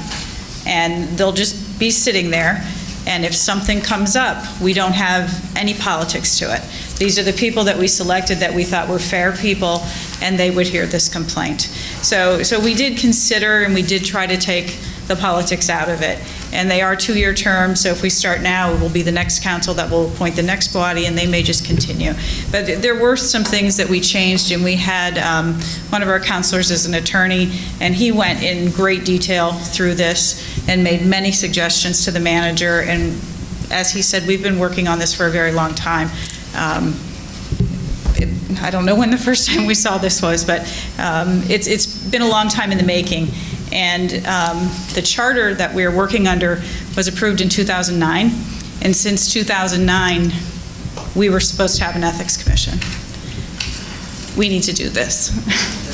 Just to add one more thing on, even if it made it past that first level of the town attorney saying, yes, this falls under that ordinance, there's still the private probable cause hearing where 4 out of 5 would have to, that's not public, that first level of hearing, where they look at probable cause and 4 out of the 5 members would have to say, yes, we think there is some validity to this. Then you get to the public part of it, the open to the public part of it. So there's a couple levels before you would get public.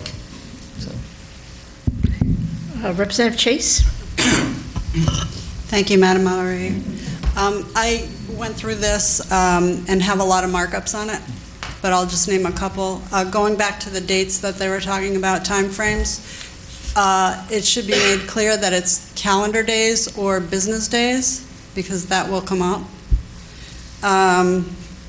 There's potential conflict of interest, in my opinion, in Section 5, and there's a number of grammatical errors.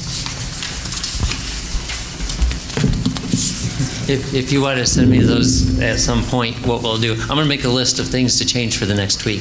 So anybody that finds anything, just send it to me, okay? We'll keep a running list of anything. So say this goes through tonight, what could be the next time frame that you can tweak this Anytime. document? You can do it anytime. Okay. Yeah. Thank you. And by the way, in terms of dates, unless it says otherwise, I'd have to check with the attorney, but I assume it would default to calendar dates unless it said otherwise. Well, again, 10 years from now, somebody might not know that. No, it's You know good, what I'm yeah. But I would like any comments you have for things to be changed. Good. You're on notice now, everyone. Representative Mello Miller. Thank you. And I'm sorry, remind me, the town attorney works full-time for Groton? They're not town staff. No, they have, it's a separate company, and we send work to them. So they assign, it depends on what category it is. They have different attorneys that do different work for us. So are we anticipating any increased costs because of this commission?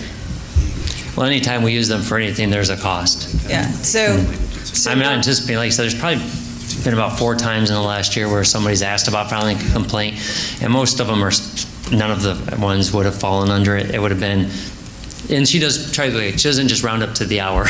They charge based on the actual time spent. Most of these would take less than a half hour, so I don't anticipate a lot of cost with it. I just want to make sure that possibly in the next budget that we're anticipating for the cost of possibly utilizing this attorney in this regard. We can absorb it. We have enough that we understand a variety of things that are going to come up during the year. And also, and I think this probably goes to Mayor Gronatowski, in Section 5, Number 1, members shall be appointed by the town council.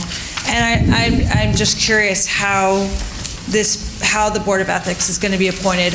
Do you already have kind of a list with town council of things that you're looking for, qualities that you're looking for? Do you have names? How are these people going to be chosen? Can people apply? Like, how is this going to work? I would, like our other commissions, we have a form you fill out. So we would put an advertisement, the clerk would put an advertisement on our website, and we'll discuss, I'm sure, what we want to say in that advertisement. And then the town council would receive those. We have a personnel committee that reviews all those applications and makes a recommendation to the full town board. Okay, I just wanted to clarify that this would be fair, and obviously because it's an ethics commission that it's going to be. Yes, that would be the intent. And then you mentioned you've been working on this for a while, and you know what? No, I'm sorry. The question's already been answered. Thanks. All right, Representative Hanscom. Thank you, Madam Moderator. I just want to say I think this is something that is a good foundation that we need to show that we're holding ourselves accountable as representatives. And I think that just having this as laying the groundwork and then coming back to revise it later is the best option. Just from the standpoint of a voter, I would want, there to be something in place as far as an ethics rules. And so I think this is just the foundation that we need to start with, even if we have different things to change. I would anticipate as soon as we have our first complaint and go through an actual, not if it gets dismissed immediately by the attorney, but if we actually have something go through the process, that'll tell us how it's working, and that's at the point where we'll come back and tweak it. And unless it's been, if we get 6 months in and we still haven't had anything, then maybe we just make those grammatical changes and things. So. Representative Frickman? Oh, any other? Well, I just wanted to mention that in 2010, the town council did have a draft ordinance that was about 70 pages thick, and that was Pauline Sheets, who was a counselor, and Dean Antipas, who was a counselor at the time. They put that together, and it was kicked around for at least 3 years, and then it just kind of laid there with the town attorney. So there's been an ordinance draft since 2010. And then when I came in, I was asked to take a look at it again with the old council before the current council got in, and I actually worked with Dean on the new version, and so it's been in process that long. There was, the state was supposed to create. Microphone. The state was supposed to create something and put it in place. That way the municipalities would not individually have to do this. So that was part of the delay, and then what eventually happened was the state never did it. So we were back to square one again, and Councilor Antipas did have this very lengthy document that he had presented for review, and it just never went anywhere. So we were quite pleased when Mr. Burt found this more concise version for us. Thank you. So we have a motion on the floor to reject this, and I see Representative Monahan, you've spoken once. Are there any members who'd like to speak who haven't spoken yet? No? Representative Monahan? Thank you, Madam Moderator. I just wanted to, because I don't think that Representative Newsom's question about there doesn't seem to be any teeth, what happens. I have my understanding, but if maybe you could respond to that? Sure, and depending on who's involved with it, let's say, if let's say it's a non-union position, a person who's in a non-union position in our public works department, and there's a complaint and they find that person guilty, I guess you would say, I would refer it, bring it to whoever their supervisor is, likely the department head, and say, here's what they found. Here's my expectation, we're going to follow the proper procedures for discipline. So whatever the appropriate route is, it's often the bargaining unit contracts precisely lay out the process. So it would go to their supervisor and follow exactly what's said in those. So now, if it's an elected official, obviously, it's a whole different matter with elected. It's more of a stain on reputation type thing that may affect re-election potentially. There's nothing that we can do with an elected official. Yeah. So we have a motion. Representative Pasqualini, do you have one more thing to say? I mean, it's already there, but just the flashback to Derbygate, where Norwich held in ethics and requested that they pay back money, and there was fines, there was teeth there, not, yeah, you were guilty. And then now it's going on. So I believe ethics boards do have some power on officials to either make them pay back monies or whatever that may be. You can't our attorney, we had two attorneys look at this, said you can't override the bargaining unit agreements. However, we can pursue the same thing if they ask for it. So. Representative Massett, is it Representative Lambert? Let me hear from you, please. I'm sorry. Thank you, Madam Moderator. So it seems to be a lot of, I guess, questions regarding just improvements, right? So it seems like this is a good base. Could we get a date of when we could possibly get a response for any comments that we actually submit? Because it seems like we have a lot of great ideas that we feel should be considered to this updated ordinance. Sure. I mean, once I have them, I can compile them and share the compiled list with people. I thought we'd give it a few months to see if we actually get a case submitted. But I'll stay in touch with the RTM. But as soon as we get compiled, I'll send it back out, and we'll see where we're at. Anyone who hasn't spoken yet? Last call. Representative Massett. And this may actually make it easier for you. If my memory serves me correctly, in the city, the Ethics Commission got together before there was even a complaint, even the hint of a complaint, with the ethics document and the city attorney.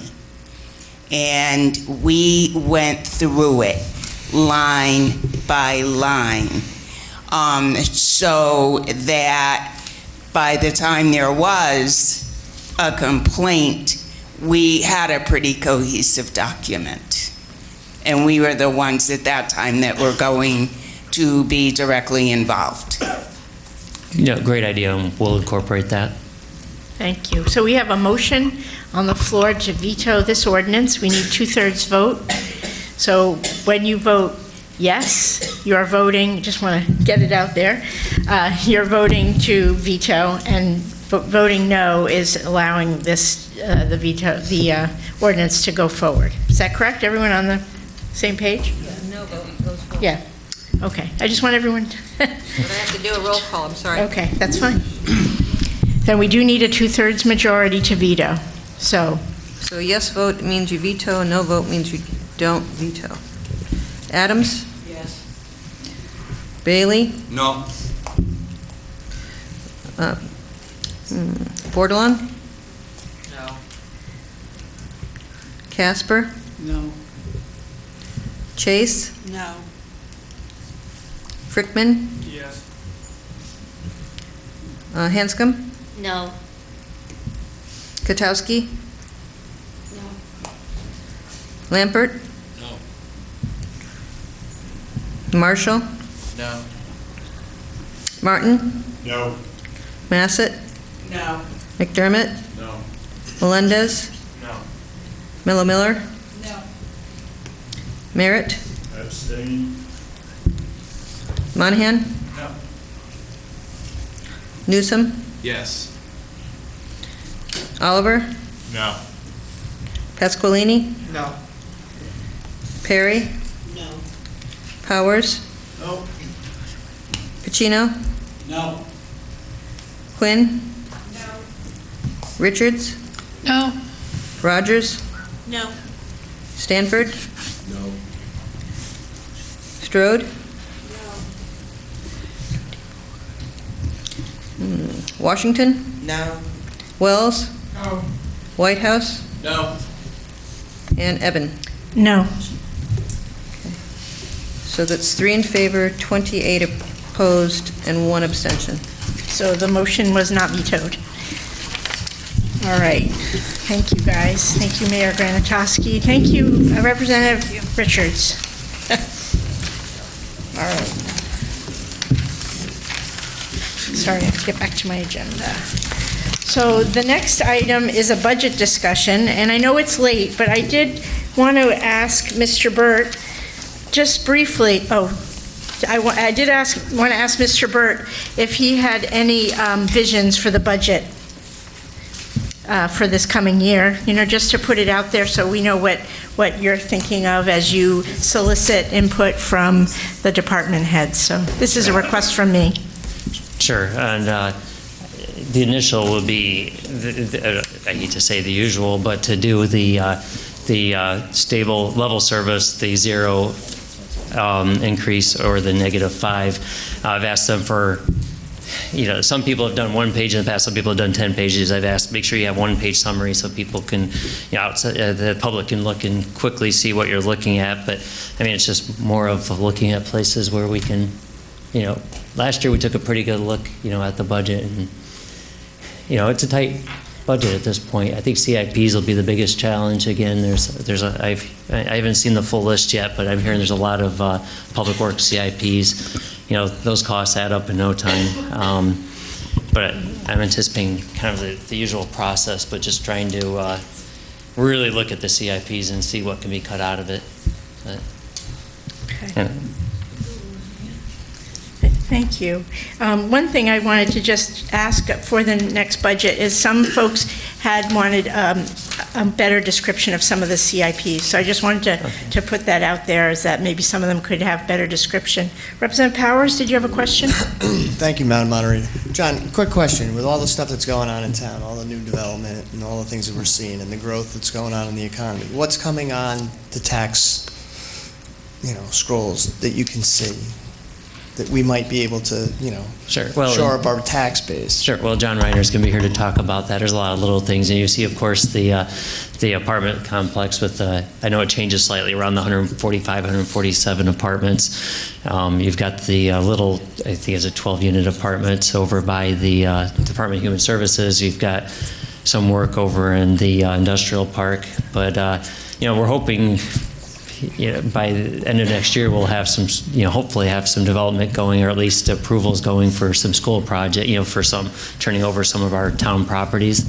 We're well on the way on it, like I said, on a couple of those. Like I anticipate by early next year, hopefully this, I know there's changeover at the state, but we're very much hoping that they'll approve moving forward with that development. That should be a great, a substantial development there. We're not too far off on EB, of course, too, but Groton Heights, we've got a couple of good proposals there, so we should see something happening on that soon, and I really think we'll see something going on in Sealy soon, too. But you'll get a very in-depth report next month. Representative Whitehouse? Sorry. Yeah, so you mentioned those 1-page summaries in the public saying, are those available on the website, or is there, or where? Well, they're putting together the budget request now. I just gave them direction yesterday. Mm-hmm. So, but the whole thing will go in the budget online. Yeah. Okay, so that'll be available before the big budget book, or is that part of the? Well, their initial request will. Well, it would be in our preliminary one that we look at, and then it would remain. I would anticipate it'd be in the preliminary, and then once it goes to the draft to here, it would be available, or as soon as it goes to the council, really, it'd be available.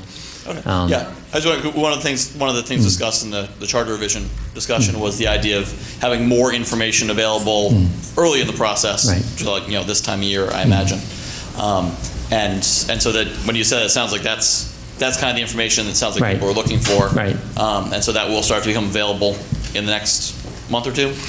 Like I said, I just gave them direction yesterday. But I don't think we'll have the draft. I'm trying to think of the timeline.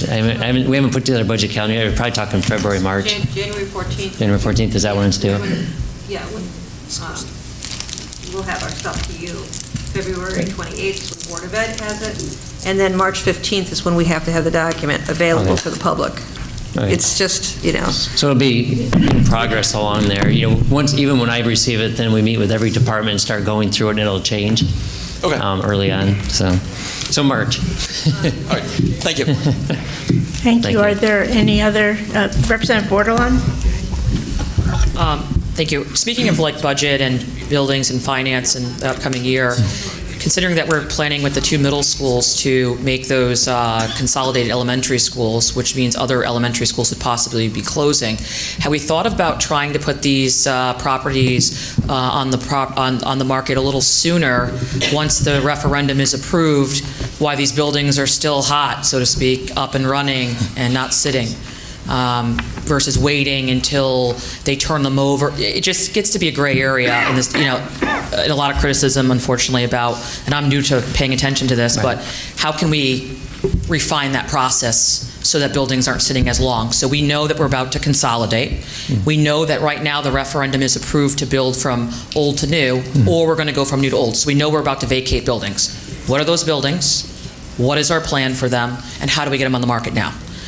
My other question is, looking at the Groton ambulance, are we still working on that contract? Last I heard there was a contract that was finalized.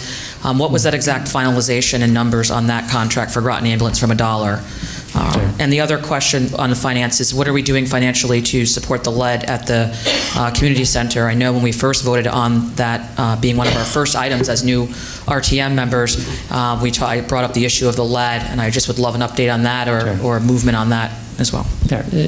It's in my notes to ask Gary. I've got to get an update from Gary. It's been a little while. I'll let you know, though. I'll email everybody.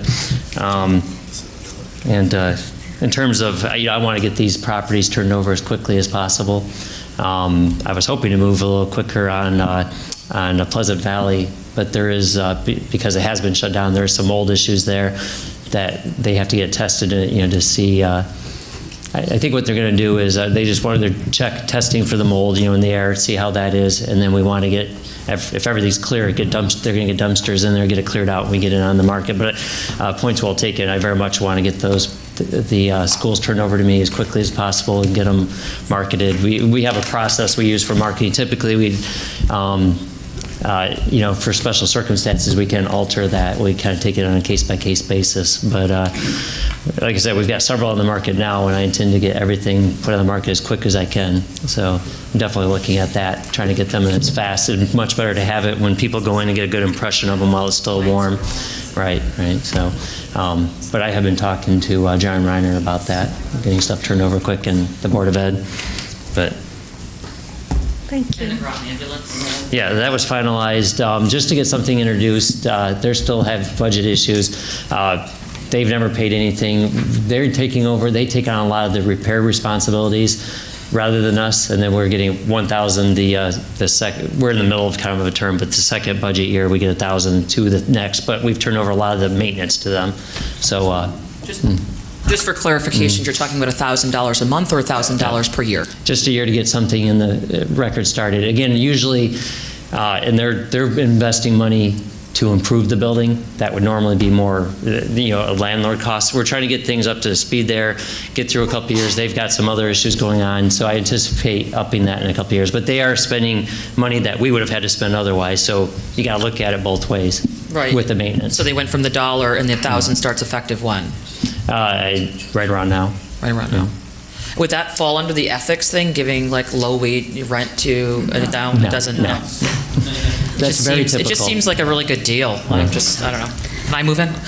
You'd be surprised how typical it is, though, that organizations like that have no rent. But so, Representative Washington. I was wondering, Mr. Burke, if we had enough playing fields in the town.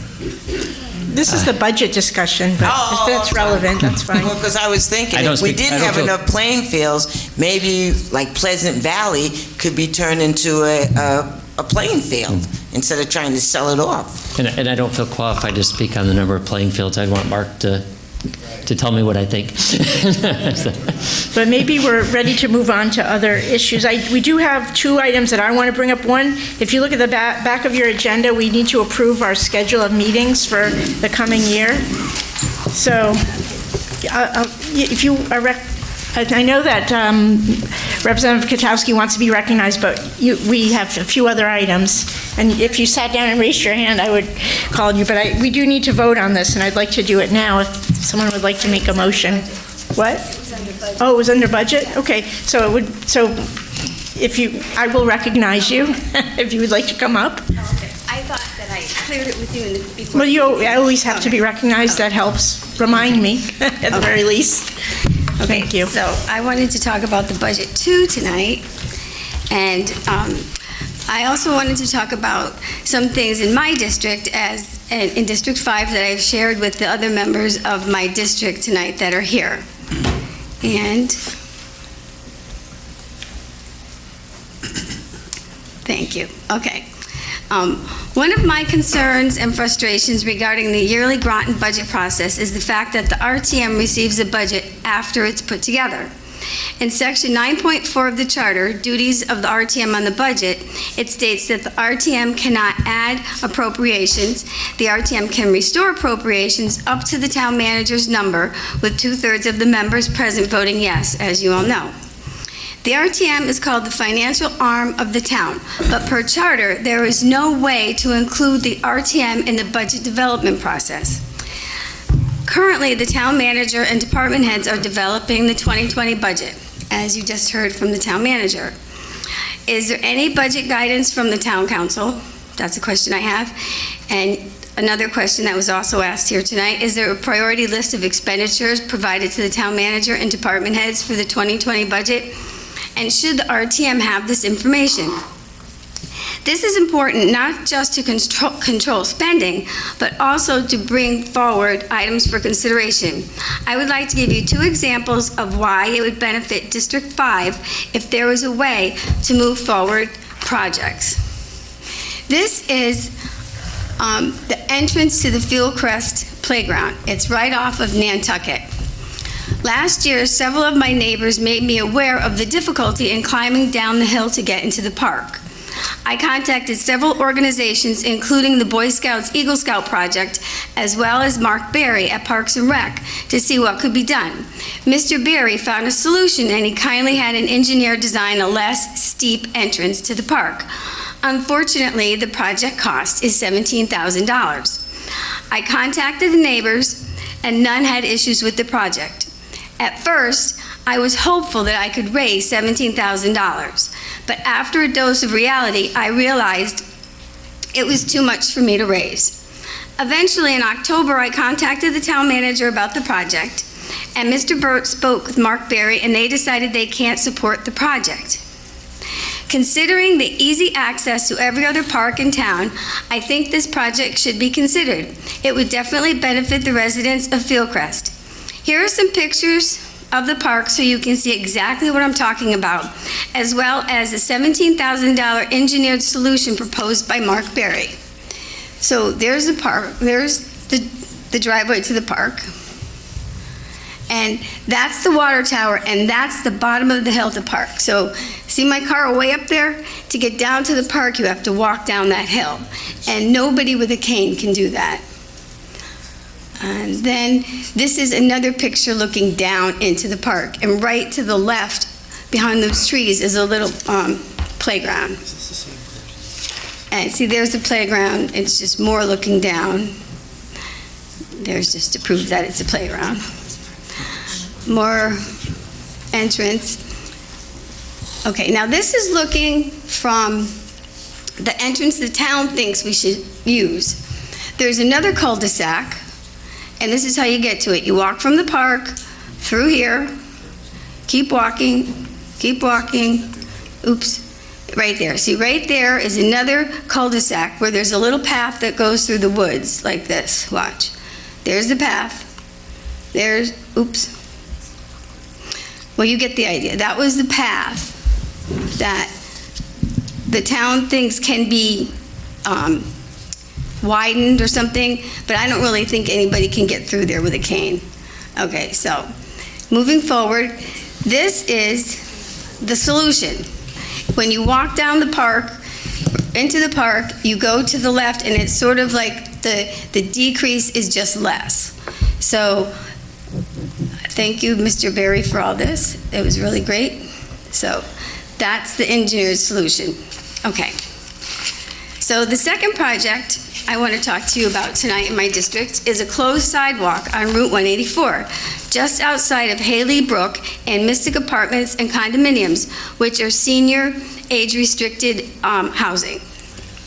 After speaking with the town manager, I learned that this project is scheduled for the 2020 budget, which means that this sidewalk will be closed for 3 years.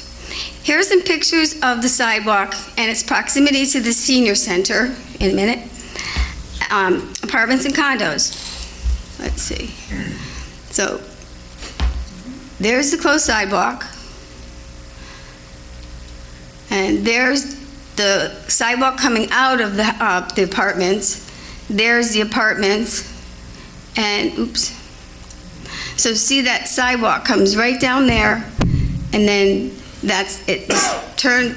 They come out onto the sidewalk, and then they go down about 20 feet, maybe 30, and there's the closed sidewalk. Also worth mentioning is that this sidewalk connects the Deerfield neighborhoods to Route 184. From the apartment condos on Route 184 onto Pumpkin Hill Road, then onto Deerfield Ridge Road, then onto Chisborough Farm Road, and comes back onto Route 184. And this is a very nice walk. There's just a slight hill in front of the apartments. Again, having this project completed sooner rather than later would benefit the residents of District 5, especially the Deerfield neighborhood and the senior apartments and condos. Since the RTM cannot add appropriations per charter and cannot use the power of initiative for CIP projects also per charter, should there be a way in the budget process to appropriate funding for these projects? Should the RTM be more involved in the budget development process? Thank you. Thank you, Representative Katowski. Mr. Burt? On the sidewalk, and Gary is putting that together. It's about, he estimates preliminarily about $250,000 for that, and it's undercut, underwashed underneath there. It's closed because it's dangerous at this point. Other than true emergencies, I hate entertaining CIPs mid-year. I don't lightly bring them to the council and the RTM, because I guarantee you there's others that would be in similar, other items like bridges, the bridge that Mystic Fire complains about. There's other things that people would like to have done, and you really, other than true emergencies, you got to do it during the budget process. Now the park, that other path, Mark talked with engineers and feels that other path could be improved for cheaper than more cost effective than the other path. And Representative Katowski had told me that really there's only 2 neighbors asking about the trail. We get other requests similar to this, and as I said, it's going to be a big CIP year next year, a lot of requests, and the recommendation from Parks was that it's not warranted. So. Yeah. So, I mean, but no, in terms of the budget process, someone else had brought up the idea of RTM creating like a Board of Finance subcommittee, that type of thing. It's actually very locked in. Our attorney says you can't change the process. It's as it is in the charter. You can't deviate from it. Yeah, I think that, that's one of the things I wanted to discuss is maybe a special committee, but this was referring to what we had discussed earlier. But in terms of sidewalks, I mean, to my mind, that playground that Representative Katowski showed was, I would imagine it's part of the set aside for open space that developers are required to allocate, and I would just ask a planning commission and our planning and development department to be more vigilant about requiring developers to actually follow through with open space that's, more accessible. But that's just me off the top of my head. That's what it looks like to me. What I will offer, though, is if me and Roseanne, Representative Kotowski, could meet with Mark out there, why don't we go out on site and just take a look and not on the, I think it's pretty self-evident on that, on the park. But we'll schedule that meeting, okay? Yeah. And discuss. And it does look like good sledding. Which you might be able to do tomorrow. Sorry. All right. So, moving on.